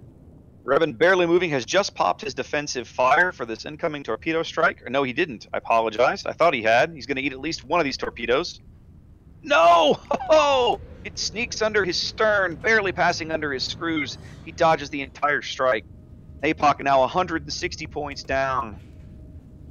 And not in a position to do much. They are contesting, they are actually capping A. I think he popped his defensive fire, but his A was turned off. That must have been what happened earlier, because he had the DF up, but it did not affect that torpedo drop. He's edged back into C now in an attempt to cap. So APOC now capping A and C. Although it looks like A is halted. That Hata Khazi must still be up there somewhere. Oh, and that's something I forgot to play. Again, we have two APOC guys swinging extremely wide. Now heading towards the 10 line with this Amagi and this Kudas looking for flanking shocks into that smoke on the Chapayev they know is in there. Joined by a Monarch, but not able to see him, of course. Looks like they will end up picking up the C cap because the Chapayev's radar is down, but APOC down 200 points here in the early going. 5 minutes down into the game, and about some ship damage, but no kills so far. APOC's Benson at A looks as if he's going to have to bail out of the cap. He's under a lot of pressure from a Lo Yang and a Hata Khazi. Spotted by planes, under attack by dive bombers. Smoking now. Looks like he's going to smoke both himself and the friendly Chapayev who's moving up to cover him.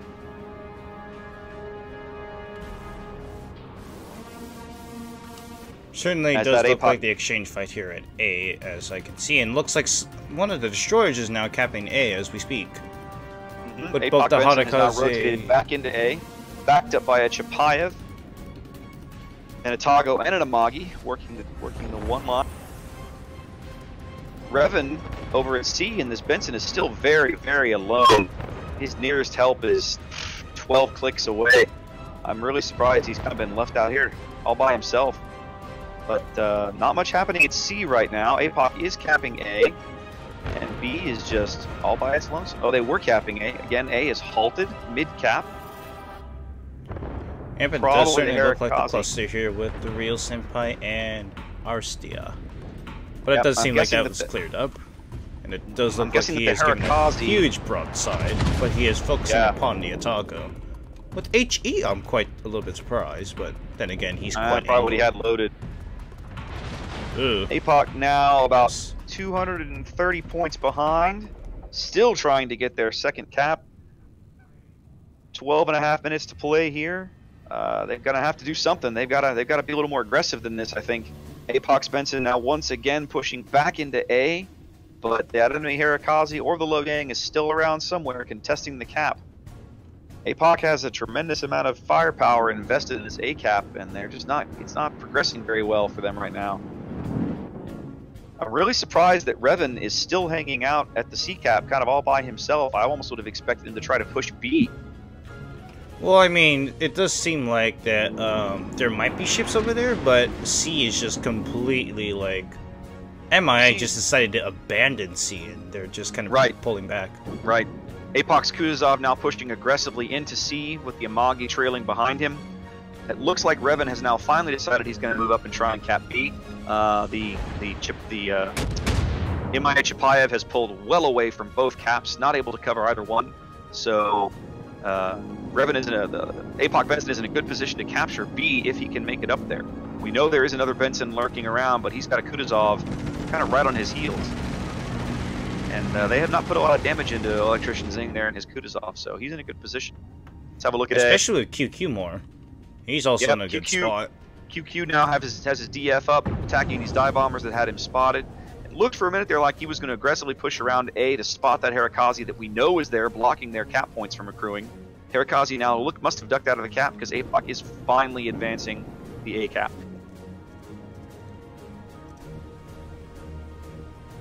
Still a tremendous amount of APOC firepower at A. Both cruisers and an Amagi and a Benson all working this A cap. Poor Das Boot camp over here just south of B, just kind of all by his lonesome, although it looks like he's going to move up. Looks like he's going to move up and support Revan as they attempt to tag Team B together. APOC now in control of C, capping A and B simultaneously. 240-ish points behind. And it does look like at this point that both the Kutuzov and the I think it was the Monarch, fired some shells at Das Boot camp that is currently out there in the middle of the open. Yep. Boot is all there by himself, more or less. I assume it looks as if he's going to make a play to push into B where Revan can smoke him up. But we'll see. There is a North Carolina very close to him around the edge of that island, right there in E4. That is Master Trip.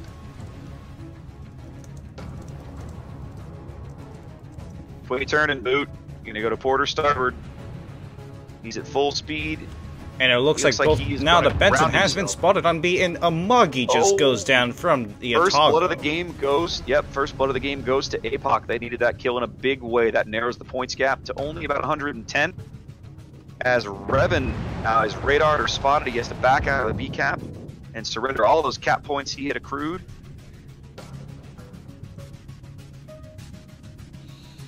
Imaya's Hata Khazi, Ducati Black now very close, in tight to this island. Either radared or spotted by planes, I can't tell. But nobody really has shots on him. QQ more trying to swing wide so they can get shots on him. Super K and his Chapayev also trying to push up to get shots on him. And now the Benson is pushing up onto Hata Khazi, as we can see here. Seems like both Hata Khazi and the Benson are giving exchange fires, with the Kutuzov also supporting in the back. Chapayev is very close. He takes a big hit from the Chapayev guns. Oh, and the now edging out of Chapayev! smoke. Oh! There it is. Killing blow on the Hata Khazi. It's been keeping them from capping A. APOC narrows to 30 points and is capping A, assuming that Super does not die. He is highly exposed. Indeed. He does have a couple of cruisers who are going to be able to pound on him for a bit, and he does not have smoke. He's going to have to reverse. And actually, there's nobody over there who can get him smoke. He's going to have to just hope for the best, I think. Kutuzov, no shots on the Kutuzov. Professor Cleo getting a kill on the Chapayev. That will ease some of the pressure here on Super K as APOC edges into the lead. About a 60-point lead now as they attempt to cap A. A fantastic straight from the APOC carrier there. Down some bombers here as the air war continues over A. Revan now pushing back into the south end of B, turning that towards APOC as well. A bit of a turn of fortune here. APOC with a 3-ship advantage, able to start moving in on caps. It took them a while to kind of engineer that position. They were kind of slow to get there, but it seems to be paying off. We'll have to see if they are able to keep their ships on the board. Super K taking a bit of a pounding here as he tries to retreat out of A. And there comes some smoke from QQ, able to help hide him. Reduce that incoming fire at A. Yeah, and speaking of which, we just got a notification from Shinano BB, one of the representatives of Cute, saying that the room is up. Alright, well this match is probably going to run at least another few minutes. If you would, please be so kind as to let him know that we probably need at least 5 more minutes, and apologize for our being late. Another big kill by APOC as the Chapayev takes out the Kutuzov over at A. So APOC finally able to flex their massive firepower at A into polishing off a couple of cruisers and a destroyer and lock up that cap. They are now in possession of all 3 caps as Revan and Das Bootcamp in their tag team of American ships pushing through B, about to flank Master Trip in his North Carolina here, who had been holding down some firepower at A, but these guys are going to be in a world of hurt now. Master Trip has got ships kind of surrounding him front and back. 6 ships now, probably at least got their guns trained on him. Yep. It's going to be ugly. I think this is going to fall apart for MIA in a real hurry now. They're down MIA 4 is, ships. yeah, they're not going to be able to come back from this. They're just like surrounded at this point. Looks like they are. They might get QQ here. And there he goes QQ down to the ground. But Lots still, there's that him. North Carolina Master Trip who is going to definitely going to die. And Benson here coming up, and there's a quick radar on the Lo Yang there. Chapayev radar active right now on the Lo Yang and the Benson in that smoke. I'm betting that's going to get into the Lo Yang. There goes the Lo Yang. There goes the North Carolina at the same time. Are they going to get Kevlar Vest? And they get Kevlar Vest as a triple kill in one go. Kill, right. 3 quick kills for APOC as MIA is down to 2 ships and no caps. Their Monarch though is the only like one of the last ships that is able to shoot at this point. Indeed. Well, you know, that early triple cap for MIA, APOC was down 230 points at one point, but they were patient. They flexed their board position and their firepower, and they are definitely going to walk away with a win here. Indeed. It's all over but the crying as we just wait for the points to rack up. Looks like Rigor Mortis is going to try and bag some smoke, but I'm betting those shells. And the Amagi takes down the into the smoke and get him, and that is the game. If you would, please let those guys in Cute know that we will be along in about 60 seconds. Yep.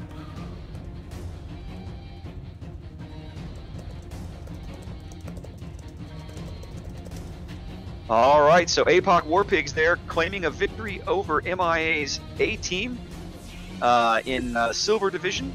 2 games to 1.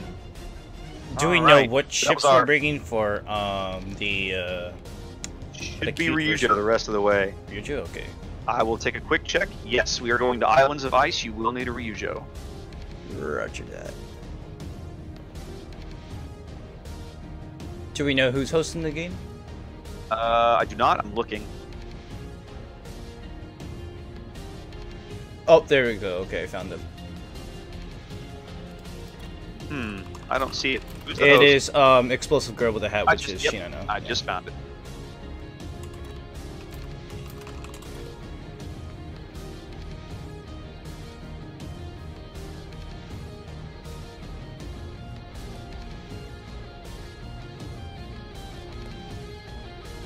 All right. There we go. So, as we move on to second match of the night, gold match between Cute and OPG. First match on Islands of Ice. Islands of Ice is another triple cap map. The caps here are north to south. A cap up north, B in the center, and C along the center line in the south. Swagger, keep your guys in check. They want loots on our Discord now.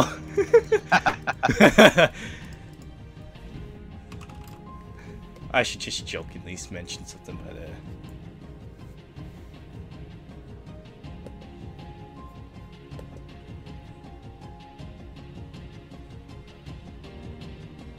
Alright, let's have a quick look at team compositions. Cute here. I'm playing over their shoulder. Obviously, we've got a Shokaku. They've gone North Carolina double Amagi for battleships. Chapayev double Kutuzov for cruisers. Benson Harakazi for their destroyers. In fact, these team comps are identical. they're pretty much the same, yes. They are identical. Both teams have gone North Carolina double Amagi, Chapayev double Kutuzov, Benson, and Harakazi. Well, this should be entertaining. Indeed. You don't typically see them. A double destroyer composition is not something. Usually you see one team take double, one team take triple, or both teams take triple. I haven't seen both teams take double in a long time. That I can agree with. Especially with us, you know, last season, we did something, you know, where it's, you know, Benton, or, you know, Benton Liang. This one will be quite an interesting match to see. Yeah, I'm looking forward to this. This is going to be good. Well, since we didn't kind of give, like, a little bit of, a, you know, that small, you know, post-game report of how APOC WP and MIAA did, do you think that that one was kind of, you know, that last bit of a scene was quite, you know, a highlight that was quite, you know, that just definitely, you know, went for APOC WP? I tell you, I was really surprised. Early on, Warpigs, they looked kind of floundering, right? They weren't really, it looked, from my perspective, like they weren't really sure what they wanted to be doing and where they wanted to be on the map. And then they reached a point where it was like, well, either this is where we meant to be, or this is where we were planning on going, and oh look, we're here now, so let's just make this work. And it managed to make it work. I was a little surprised. All right, let's talk about this match. Early on, we have Q Parakazi pushing B. It looks as if their Benson is going to head south with C. He's got an Amagi at Kutuzov going with him, while you have a North Carolina, a Chappie at Kutuzov going to work the B cap, and an Amagi, it looks like he's going to go to A by himself. Talk to me about OPG. Alright, OPG here, they currently have a Benson, Chapayev, Kutuzov, North Carolina, and an Amagi heading towards C as we speak. Their Hata Khazi seems to be going to go into B to contest it, while they have a small northern fleet, which is composed of Amagi and Kutuzov, to go towards A, or possibly just circle around B at the very edge of the back of the map. But it does seem like their dive bombers has spotted the Shokaku, and we're not sure if they're trying to do anything as we speak, but it looks like they're just probably spotting for now. Yep, Cute here is definitely split up into kind of 3 groups here. We have Benson, Kutuzov, Amagi headed south towards B, in the face of what is probably overwhelmingly superior firepower from OPG, as we have Cute as pushing in North Carolina, a Harakazi, and a Chapayev, and kind of a Kutuzov. This Kutuzov in the back is kind of hanging out. I'm not sure what he's up to. It looks like this Chapayev, Cruiser Mayakai, is aggressively pushing probably this G5 square to use that island as cover to be able to radar both B and C. But I'm not sure. It's hard to tell right now. Right now, B is the only cap with cap points on it. We have some early cap points for OPG and B, but the cute Hata Khazi is stuck their stern in, and they are contesting. Same thing with, not really with the same thing for Benson, but their Benson is but OPG's Benson is just, they just went inside the C cap already as we're speaking. And it looks like that Hata Khazi 2 has, he unfortunately leaves, giving Cute the advantage to go and cap B site. Though I'm not sure what the little small flanking fleet that I mentioned that would be going to A are doing. It just seems like they're traveling half or quarter speed. Right now they seem to have turned around. The cute Amagi, explosive girl with the hat, has made a big giant U-turn and is headed back due west along the BC line. As the Kutuzov kind of maneuvers in that position to kind of meet her. I assume it's a her, I say explosive girl. As the early cap points right now on B have flipped the other way around, as the Hata Khazi is now the only surviving destroyer in that cap with their stern stuck in. Looks as if Cute might get the early cap there, as the Benson for OPG and C bags that cap for them. Yep. Does seem like the Cute is trying to get some shots over the island and hit OPG, Cody A93 and Frat Star for life. Though it does not seem like any of those shots will hit him, as they're still protected behind the island pretty good. But it does also look like they're also targeting Murph as we speak. OPG has done a brilliant job of smoking their fleet on the far side of C.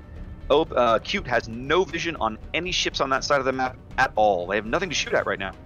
One of the Amagis looks like he might be popping up. It's hard to tell. Yep, they've got eyes on Kwangdu 1123 and his Amagi, but that's a terrible shot with the angle and everything with Kwang moving out. So Kakuderi is going to take it though, as they lose sight on Kwangdu yet again. Right now, the only OPG ships on the whole board that are spotted are the Kutuzov at A. Really? Yeah, he's the only one they can see right now.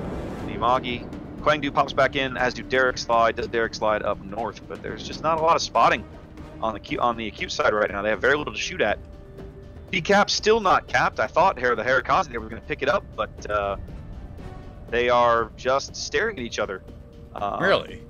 So that is quite looks surprising. Like never forgotten there, and the Hata Khazi was spotted briefly.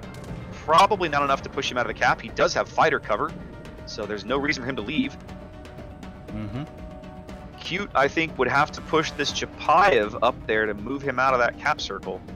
We know for a fact that there is no Benson in C right now. He was last spotted in H7, so it looks like Kasumi DD is finally going to move up into the C cap for Cute and maybe try to flip this cap over their way.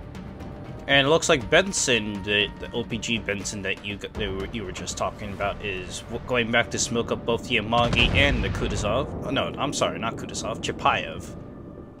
Okay. Does seem like that they have a good, smoke protection, but they look like they're in about H7. Yep, H7 and H8.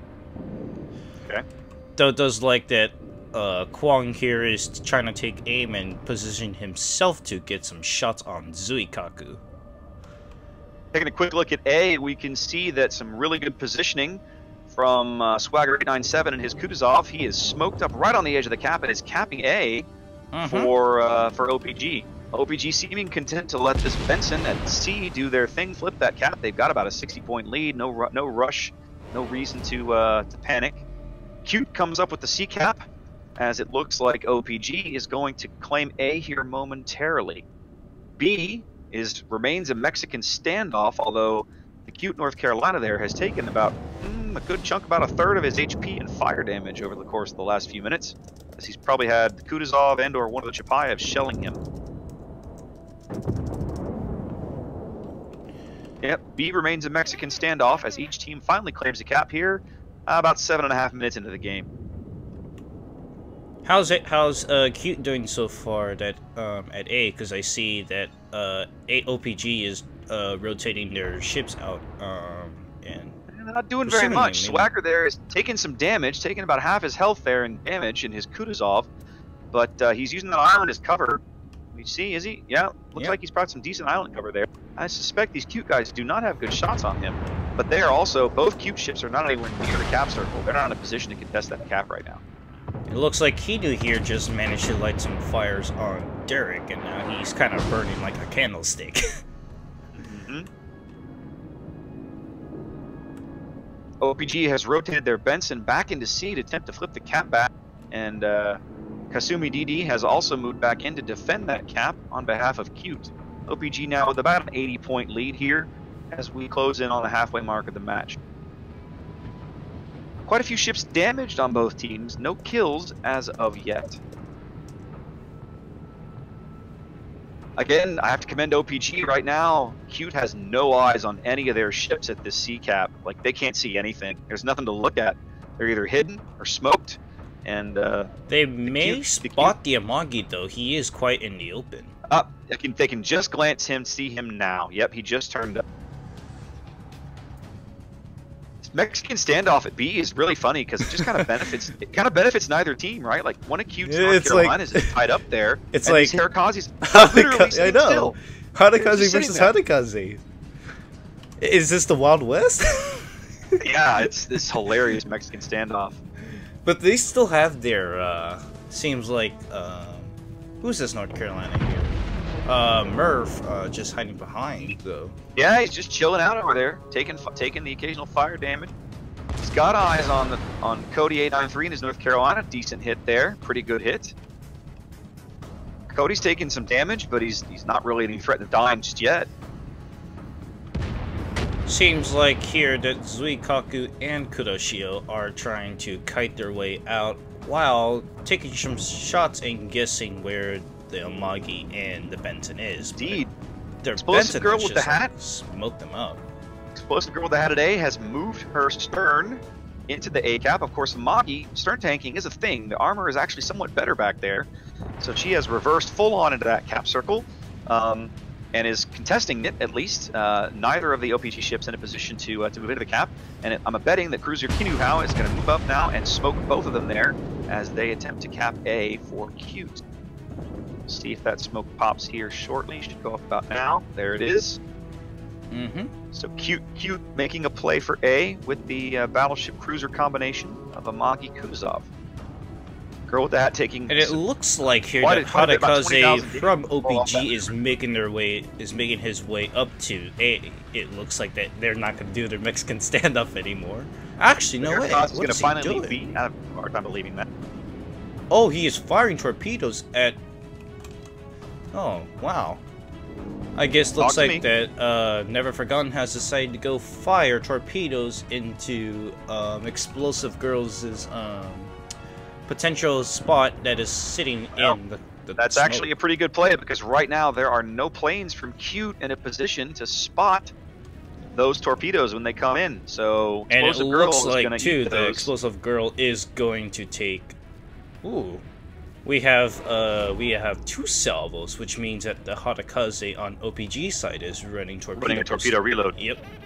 Well, they have now capped A on behalf of Cute. My suspicion is that there goes the engines.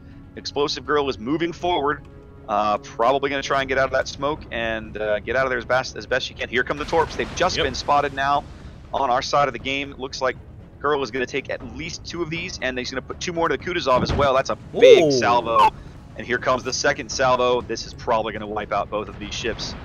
Explosive Girl is going to take 2 more, and that's going to end her. And here comes the other salvo on the Kutuzov, and bam! Dang! Never Forgotten with a massive double strike here at A, wiping out both ships in smoke. Well played, OPG.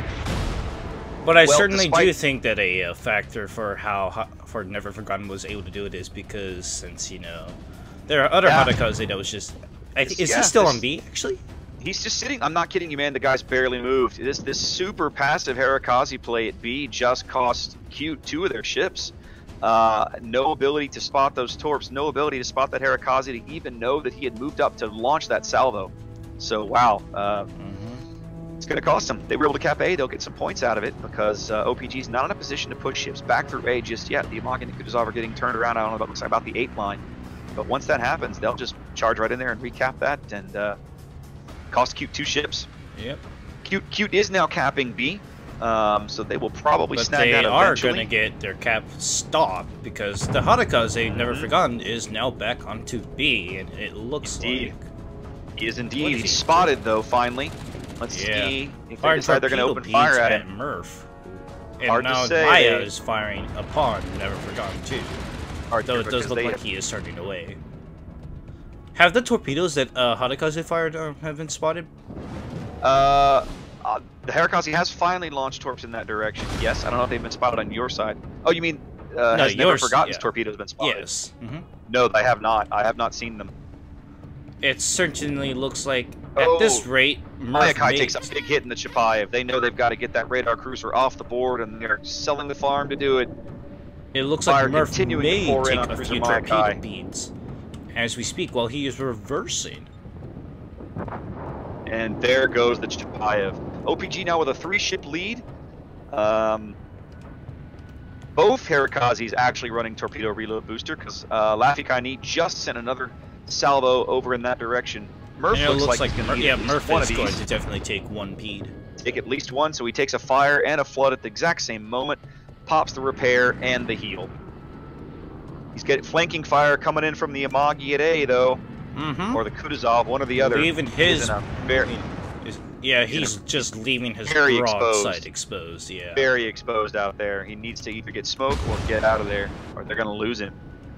In all of this excitement at A and B, we failed to talk about C, where OPG moved up very aggressively and managed to cap C. It's contested now as Kasumi Didi has moved back into the northwest corner of the cap, but Cute kind of back on their heels here. Murph looks like he's going to go down here any minute, and B there just goes down, and Hata Khazi is now spotted. Indeed, Hata Khazi now all alone in the middle of the map. 4-ship lead for OPG as this Hata Khazi trying to get something done. Takes a big hit from one of the Kutuzov, looks like from Swagger and Kutuzov there at A. They're just going to focus this poor guy down. 5 minutes to play. OPG has about a 270-point lead. They own no caps, but they are contesting C and capping A. Laffy under a tremendous amount of fire here at B. 4 different enemy ships trying to get this Cute Hata Khazi off the board. Some fighter support moving in, but he ground himself? He did. He grounded himself. Oh, and he goes down. He takes a massive HE hit from the North Carolina, and his game is over.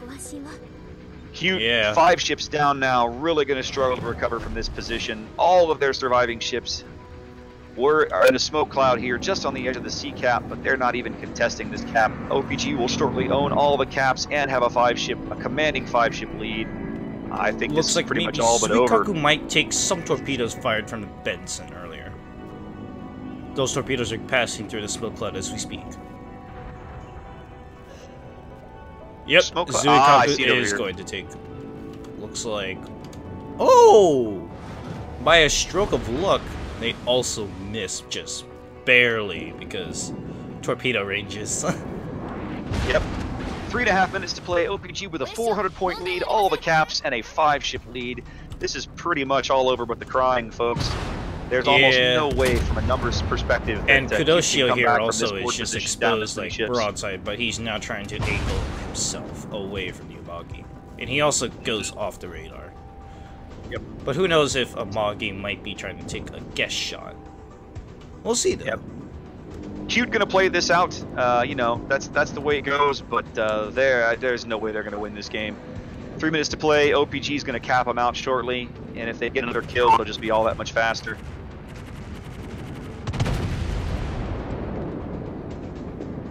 Certainly. Yeah, and Kasumi and Suikaku are both spotted as we speak. Yep, Kasumi has been trading fire with one of the OPG Bensons down there at C. And Suikaku is prepared, now on fire again. Yep, just took another fire after blowing a heal and it repaired.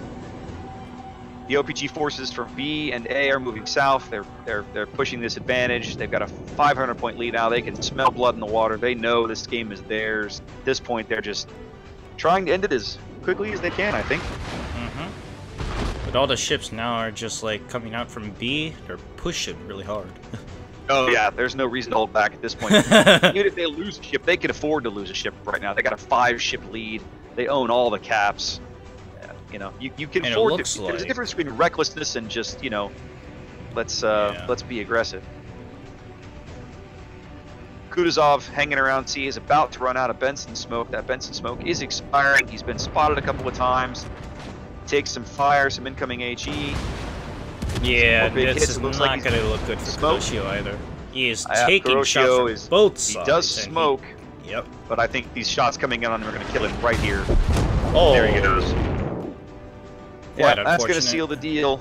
Only 100 points to go before OPG can seal this one up. 90 seconds to play. But I think we are going to squeak in. They're going to cap out at 1,000 points just before we get there.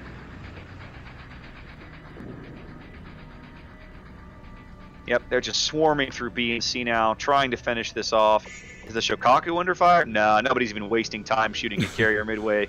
Yeah, but they said they're going to be focusing on Cosmic who now pops his smoke, but I'm pretty sure he's going to get radared eventually. He's just getting wrecked. He'll go down momentarily, and that will just about, that'll all but end the game. Yep. There he goes. 13 points to go for OPG as they bag Game 1 of this match here in Warships Supremacy League Season 5, Week 2, Gold Division.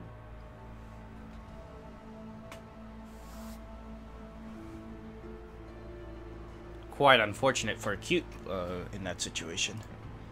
Yep. I tell you straight up, man, I thought that what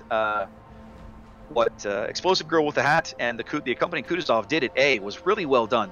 Girl with the Hat reversed in with the Amagi, knowing that was the better place to tank the damage on the stern. The Kutuzov moved up, they smoked, they got the cap. That was well done.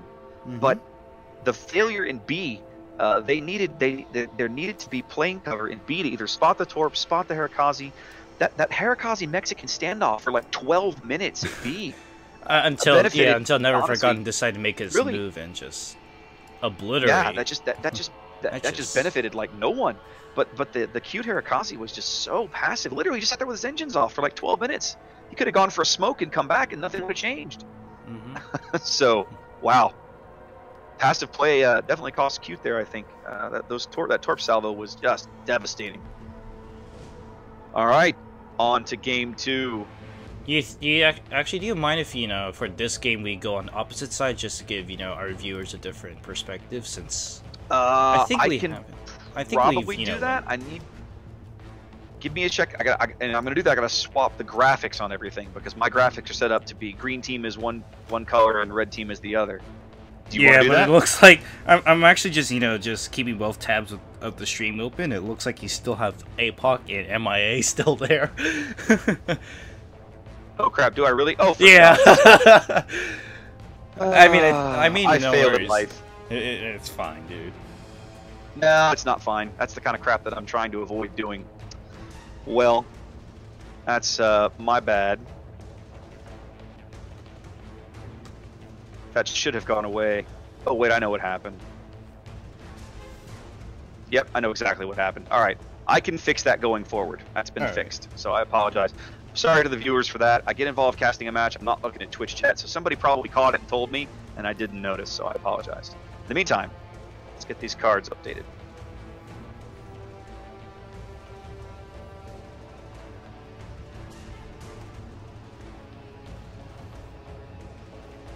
As we move to Ocean.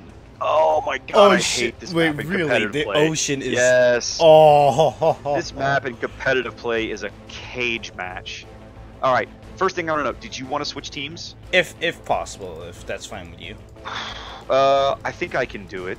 Right. You're going to have to give me a minute because I'm going to have to fix my graphics.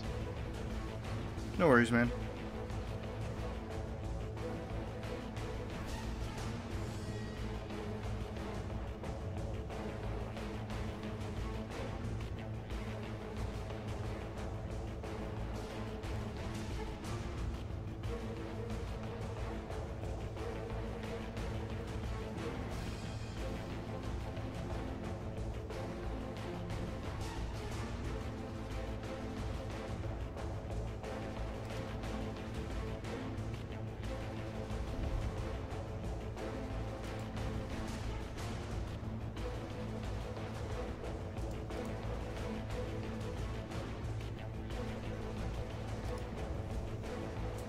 Okay, there we go. All done. Alright. Great. Graphics are all fixed up, so we'll switch. I'll be with OPG on game 2. And it does not look like Have a there's peek. matches set up yet. Does not look that way. Yep. But yeah, no, I don't feel like, I felt like there were a couple of things that stood out to me about how Q played that match. One was they seemed very passive at sea early on. At the same time, it's almost a bad criticism because they were badly outnumbered down there. Like most of OPG's firepower was concentrated where they could put guns on B or C very easily. Whereas Cute's firepower, they had that one North Carolina that was basically B only. There was very little that he could shoot at down by the C cap. Oh, it seems like as we speak, Explosive Girl is trying to get confirmation if tournament mode is needed for Ocean. Mm-hmm. Yeah, we'll let them figure that out. Mm-hmm. But anyway, so yeah, it was just I was a little surprised that Hata Khazi Mexican standoff just benefited neither team.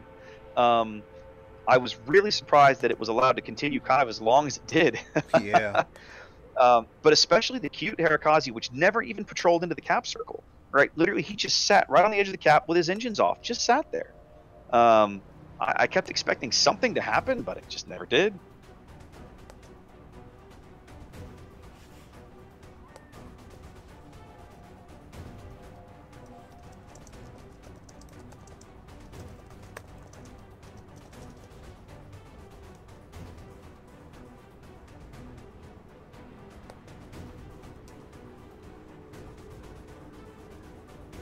All right, let's have a check here.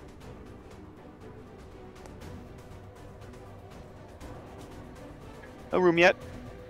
All right. So let's talk real briefly about Ocean, because in competitive play, this map is very challenging.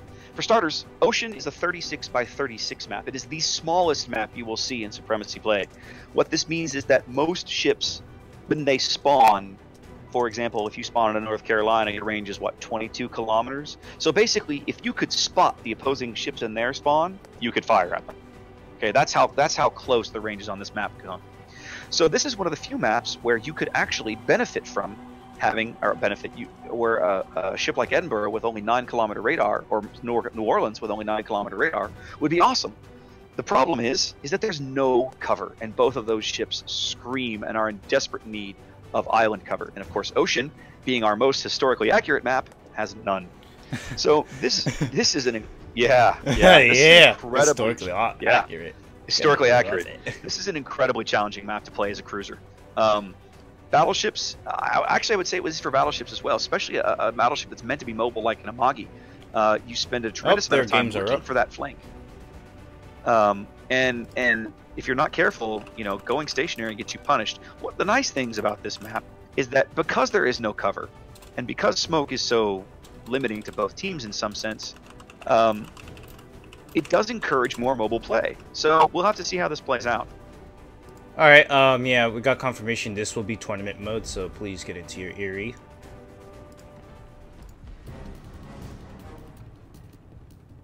And their room is set up. No. Switch out to Erie, because this is. Oh, my bad. Mode. Okay. Yep, no I screwed that up. Mm-hmm.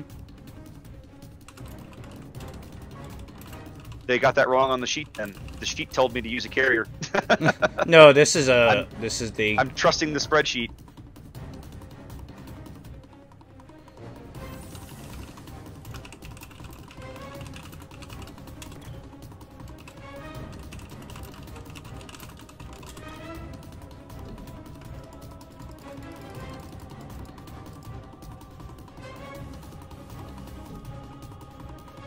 Alright. Looks like we're all ready to set, except for one person who is missing from Cute, which is... I think this is Keanu. Yeah, that's Keanu.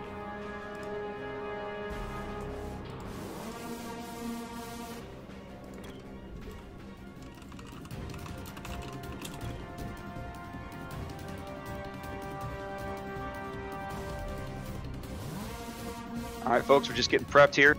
Everybody's filtering in the room. We're all here. Mm-hmm. Yep. Looks like we'll be launching momentarily. So yeah, we'll get this thing going. We'll have a look at team comps, and we'll see. Action does not take very long to develop on Ocean because you spawn so close to their team. there should be a lot of quick early action.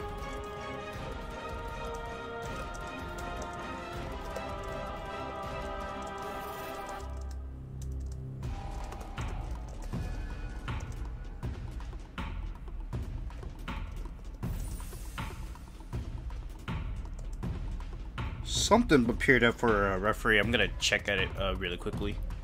Go for it. It's Iris.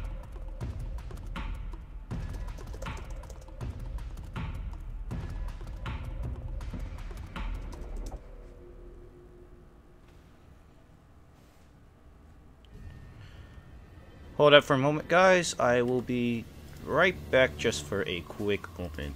No problem. I thought we were going to get this started, but I think there seems to be a bit of confusion on the tournament mode of the map, but I think they've got it straight now, so we should be starting here momentarily. Yep, here we go. Both teams seem to be ready, so we'll be launching right now. Alright, once again, kids, this game I'm going to be casting OPG, and Fury is going to be casting Cute, so we've swapped roles a bit. Let's see what we have.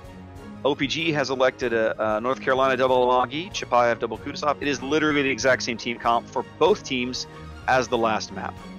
So literally, we've gone Benson Hata Khazi, double Kutuzov Chapayev, double Amagi, North Carolina. I'm not gonna lie, man. I see all these Russian cruisers. They're so squishy, so squishy. All right, I'm back. It looks like there was an illegal comp that was just set up on accident. Yeah, I think it looks like he's dealing with it. Yeah. Okay. All right, back to this. Looks like here there is. Hello. All right. Looking at Cute here, we have Shokaku, North Carolina, Amagi, Chapayev, Kutuzov, Benton, and Hata Khazi. Pretty much the same setup as they ran first game. Both teams have brought the exact same setup as before. And I'm surprised my first shot actually missed. Oh, well. And here we go. It looks like here that Cute will be doing a split AC, I think. I can't confirm on that, but it looks like split AC for now with their NC, Amagi, Kutuzov, and Benton heading towards A. Hata Khazi, Amagi, Chapayev, and Kutuzov are heading towards C. It does look like Midway here is dropping some of his dive bomber bombs just to get the acceleration for his planes to move a little bit faster. On the OPG side of the house, they are sending the majority of their firepower down the 2-3 line towards A. I have a Benson, Kutuzov, Chapayev, North Carolina, and Shikaku all headed that direction. Oh, and an Amagi. While a single Amagi, a single Kutuzov, and the Hata Khazi are headed towards C. Earlier carrier spotting on this map is very, very important to get a sense of what your opponent's doing and where, and because planes just zip across this map super fast because it's so small. So we can see a little bit of the early air war kind of raging between A and B, both carriers dancing their planes around each other, looking for spots, looking for holes, trying to get a view at what the other team is doing. So we've got one dive bomber for Cute, kind of pushing through the center of the map, probably going to get a peek at this force that's moving on the 2-3 line. It looks like here that Kutuzov, North Carolina, and pretty much 7 ships are now currently spotted. 8, their Shokaku's now just been spotted. How is the spotting against Cute on OPG side? We've got eyes now on the Chapayev, Kutuzov, and Amagi that are headed towards C. Really? They were spotted briefly by some bombers, it looks like, yeah. The Cute Hata Khazi, sorry, the OPG Hata Khazi. That's changed. This is why I don't change teams very often. It messes me up. Now in C, sending torpedoes out towards the Kutuzov smoke cloud on the southeastern edge of the C cap. OPG executing a very, very nifty port turn there with the Benson leading, smoking the team as they head directly into the A cap from the northwest, right into G3 it would appear. So you have a Chapayev, a North Carolina, and a Kutuzov all in that smoke, well in support of A. It looks like they've turned the Benson, the Cute Benson around that was pushing into that cap. Mm-hmm.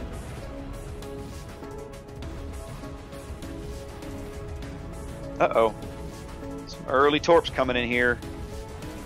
to see if they land. Some good Benson torps coming in on Deprived Pickle here at the nose end of in his Chapayev, the nose end of that smoke cloud.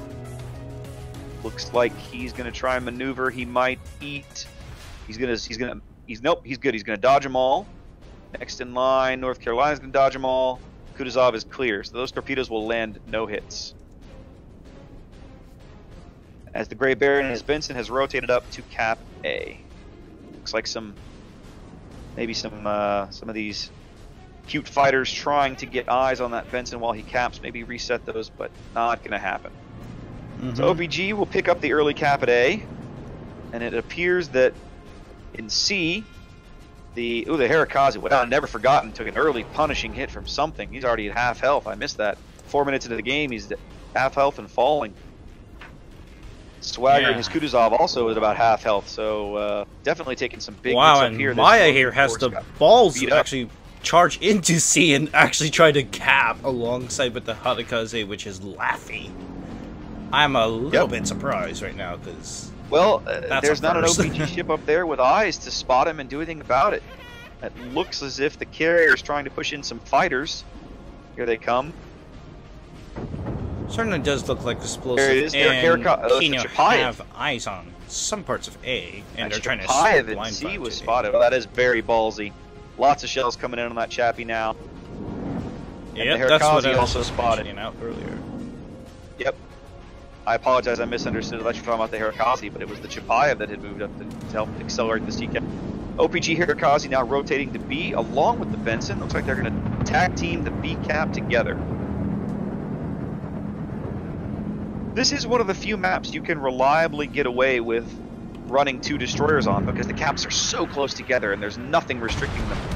Laffy Kai looks like he might eat a torpedo. Nope, he dodges them. You're a beast in the making. He has spotted lots of fire coming in on him right now. Battleship fire, taking a massive hit right there. Double cruiser. Tremendous amount of fire coming in on him right now as the bombers are just going to sacrifice themselves to keep him spotted, and he goes down. And a fantastic shot from Derek Slide ends his game. OPG in sole possession of A, capping B and up 1 ship as we approach about 6 minutes into this game now. The OPG carrier doing a great job keeping Hata Khazi spotted. He was a little overextended, unable to get any kind of AA support from his buddies, and enough ships there able to focus him down. Man. Seems like there is a little, chicken fights against each other on C, but A here, it looks like that they were also trying to shoot at Cosme, who was spotted briefly, I believe. As the Benson smoke expires on the northwestern edge of B, Kutuzov had smoked. That smoke is also now expiring, so this North Carolina Kutuzov Chapayev force on the northwestern corner of A, is going to have to make a play. They should mostly be spotted. And Maya, and another kill up north. Down. Guangdu nails the Chapayev. Was probably a shot at range too. Looks like it was about it was most likely a Citadel. I'm sure because he was broadsided. Not like it's hard to Citadel a Chapayev. OPG with the early 2-cap, 2-ship lead. As somebody on Cute has pushed back into C, it looks like it's the Kutuzov now, trying to edge in and bag a cap for his team. The surviving Cute destroyer has not been spotted in quite some time. Was last seen smoking up his teammates in about H4 or H5.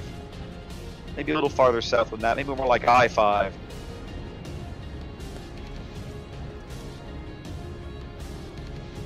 OPG's got a really good position here. They've staked a claim to A. They have, most of their ships are not super beat up. Swagger's probably the most amount of danger at about half health in a Kutuzov. That can be a little nerve-wracking as a cruiser player if you're not careful. Oh, and it looks like Cody... Oh, he is currently reversing and he's going to miss these torpedo salvo that was fired from... Yep. Cosme. Cody on fire, and at least... Yeah, no, looks like his fire is just one place.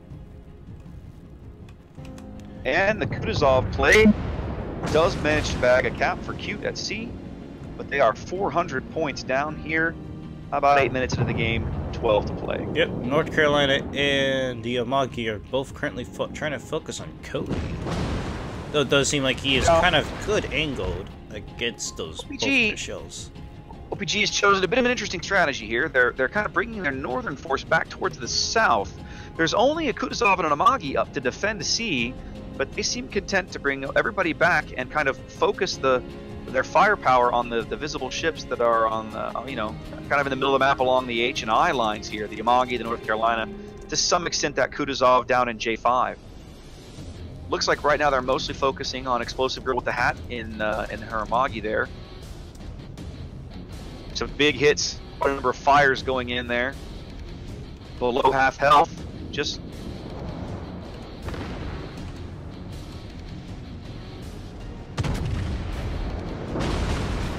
OPG doing a really good job of focus firing.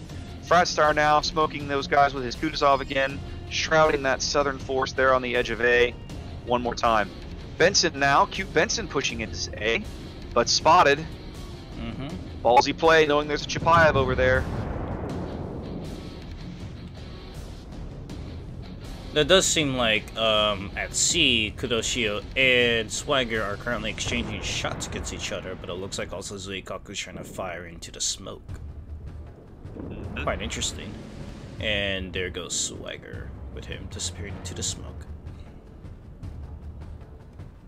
It's Benson playing A right now, paying off for cute.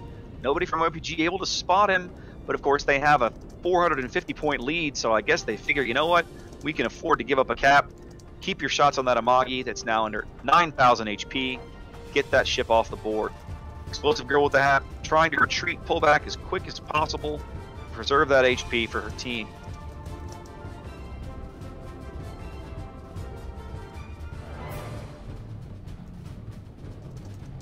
When you've got a 450-point lead, you don't really worry about giving up a cap because cap points accrue so slowly. You can, you know, let them cap.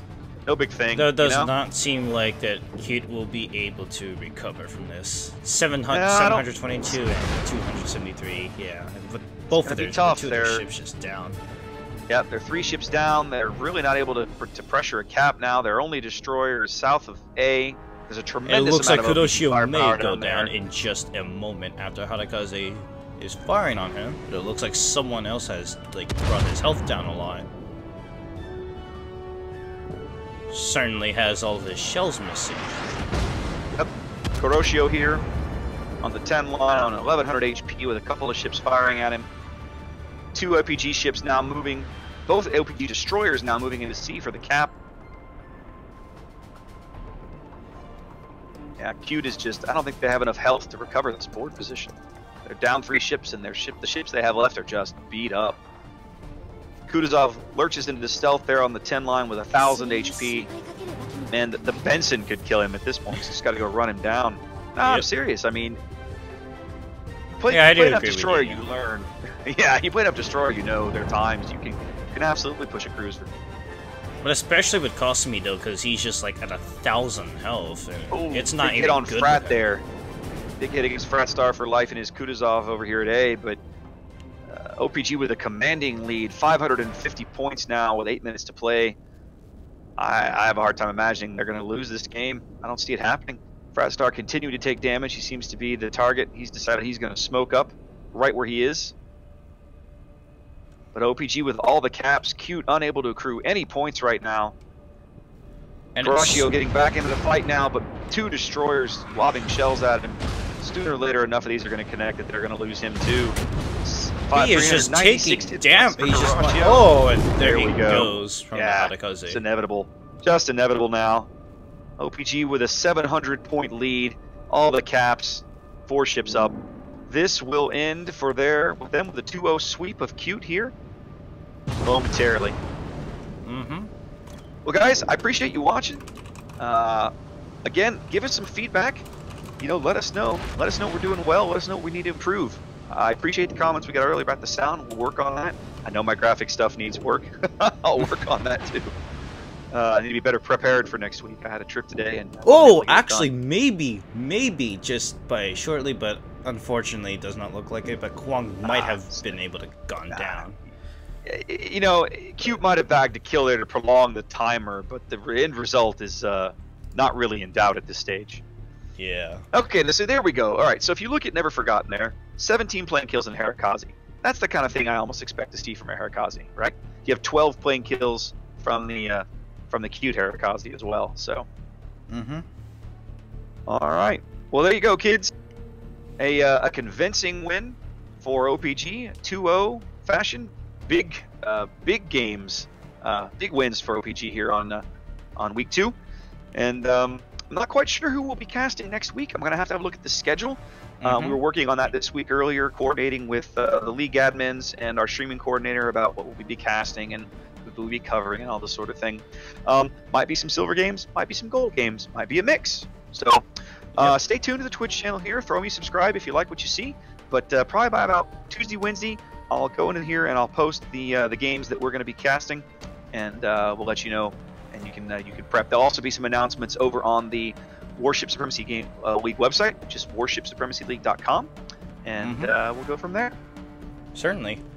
But I did also, I did want to point out something too. Did you notice that OPG has never lost a single ship that second game? To my surprise. They did. I did notice that. They did not lose anybody. It does happen sometimes. I mean, when you get on a run, hang on, sorry, I'm trying to make a quick. No worries.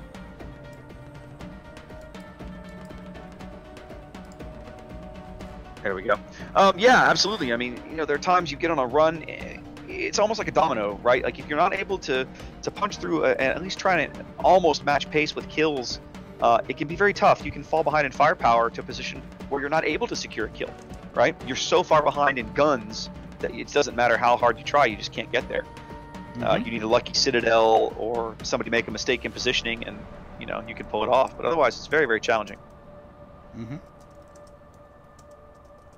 All right, guys. Well, listen, we're going to sign off for the night. Thanks for coming. Hey, Fury, thanks again for teaming up with me. I appreciate it. No problem. Maybe we'll be together next week. Maybe not. Yeah. Hopefully, though. Hopefully, though, this time I'll probably switch over to Twitch and, you know, probably. Okay. I mean, at this point, it seems like, you know, on YouTube's end, there's not a lot of people tuned in. So I'm thinking, yeah, if there's more, you know, interested coverage for, you know, this game from a different point of view, then yeah, I'll certainly tune in to Twitch, since it seems like there is more active people than here compared to YouTube. Okay. All right. Well, thanks again, everybody, and we will catch you next week for season 5, week 3. Take care until then. Yep, week 3. Good night, everybody. Take care, everyone. And we're clear.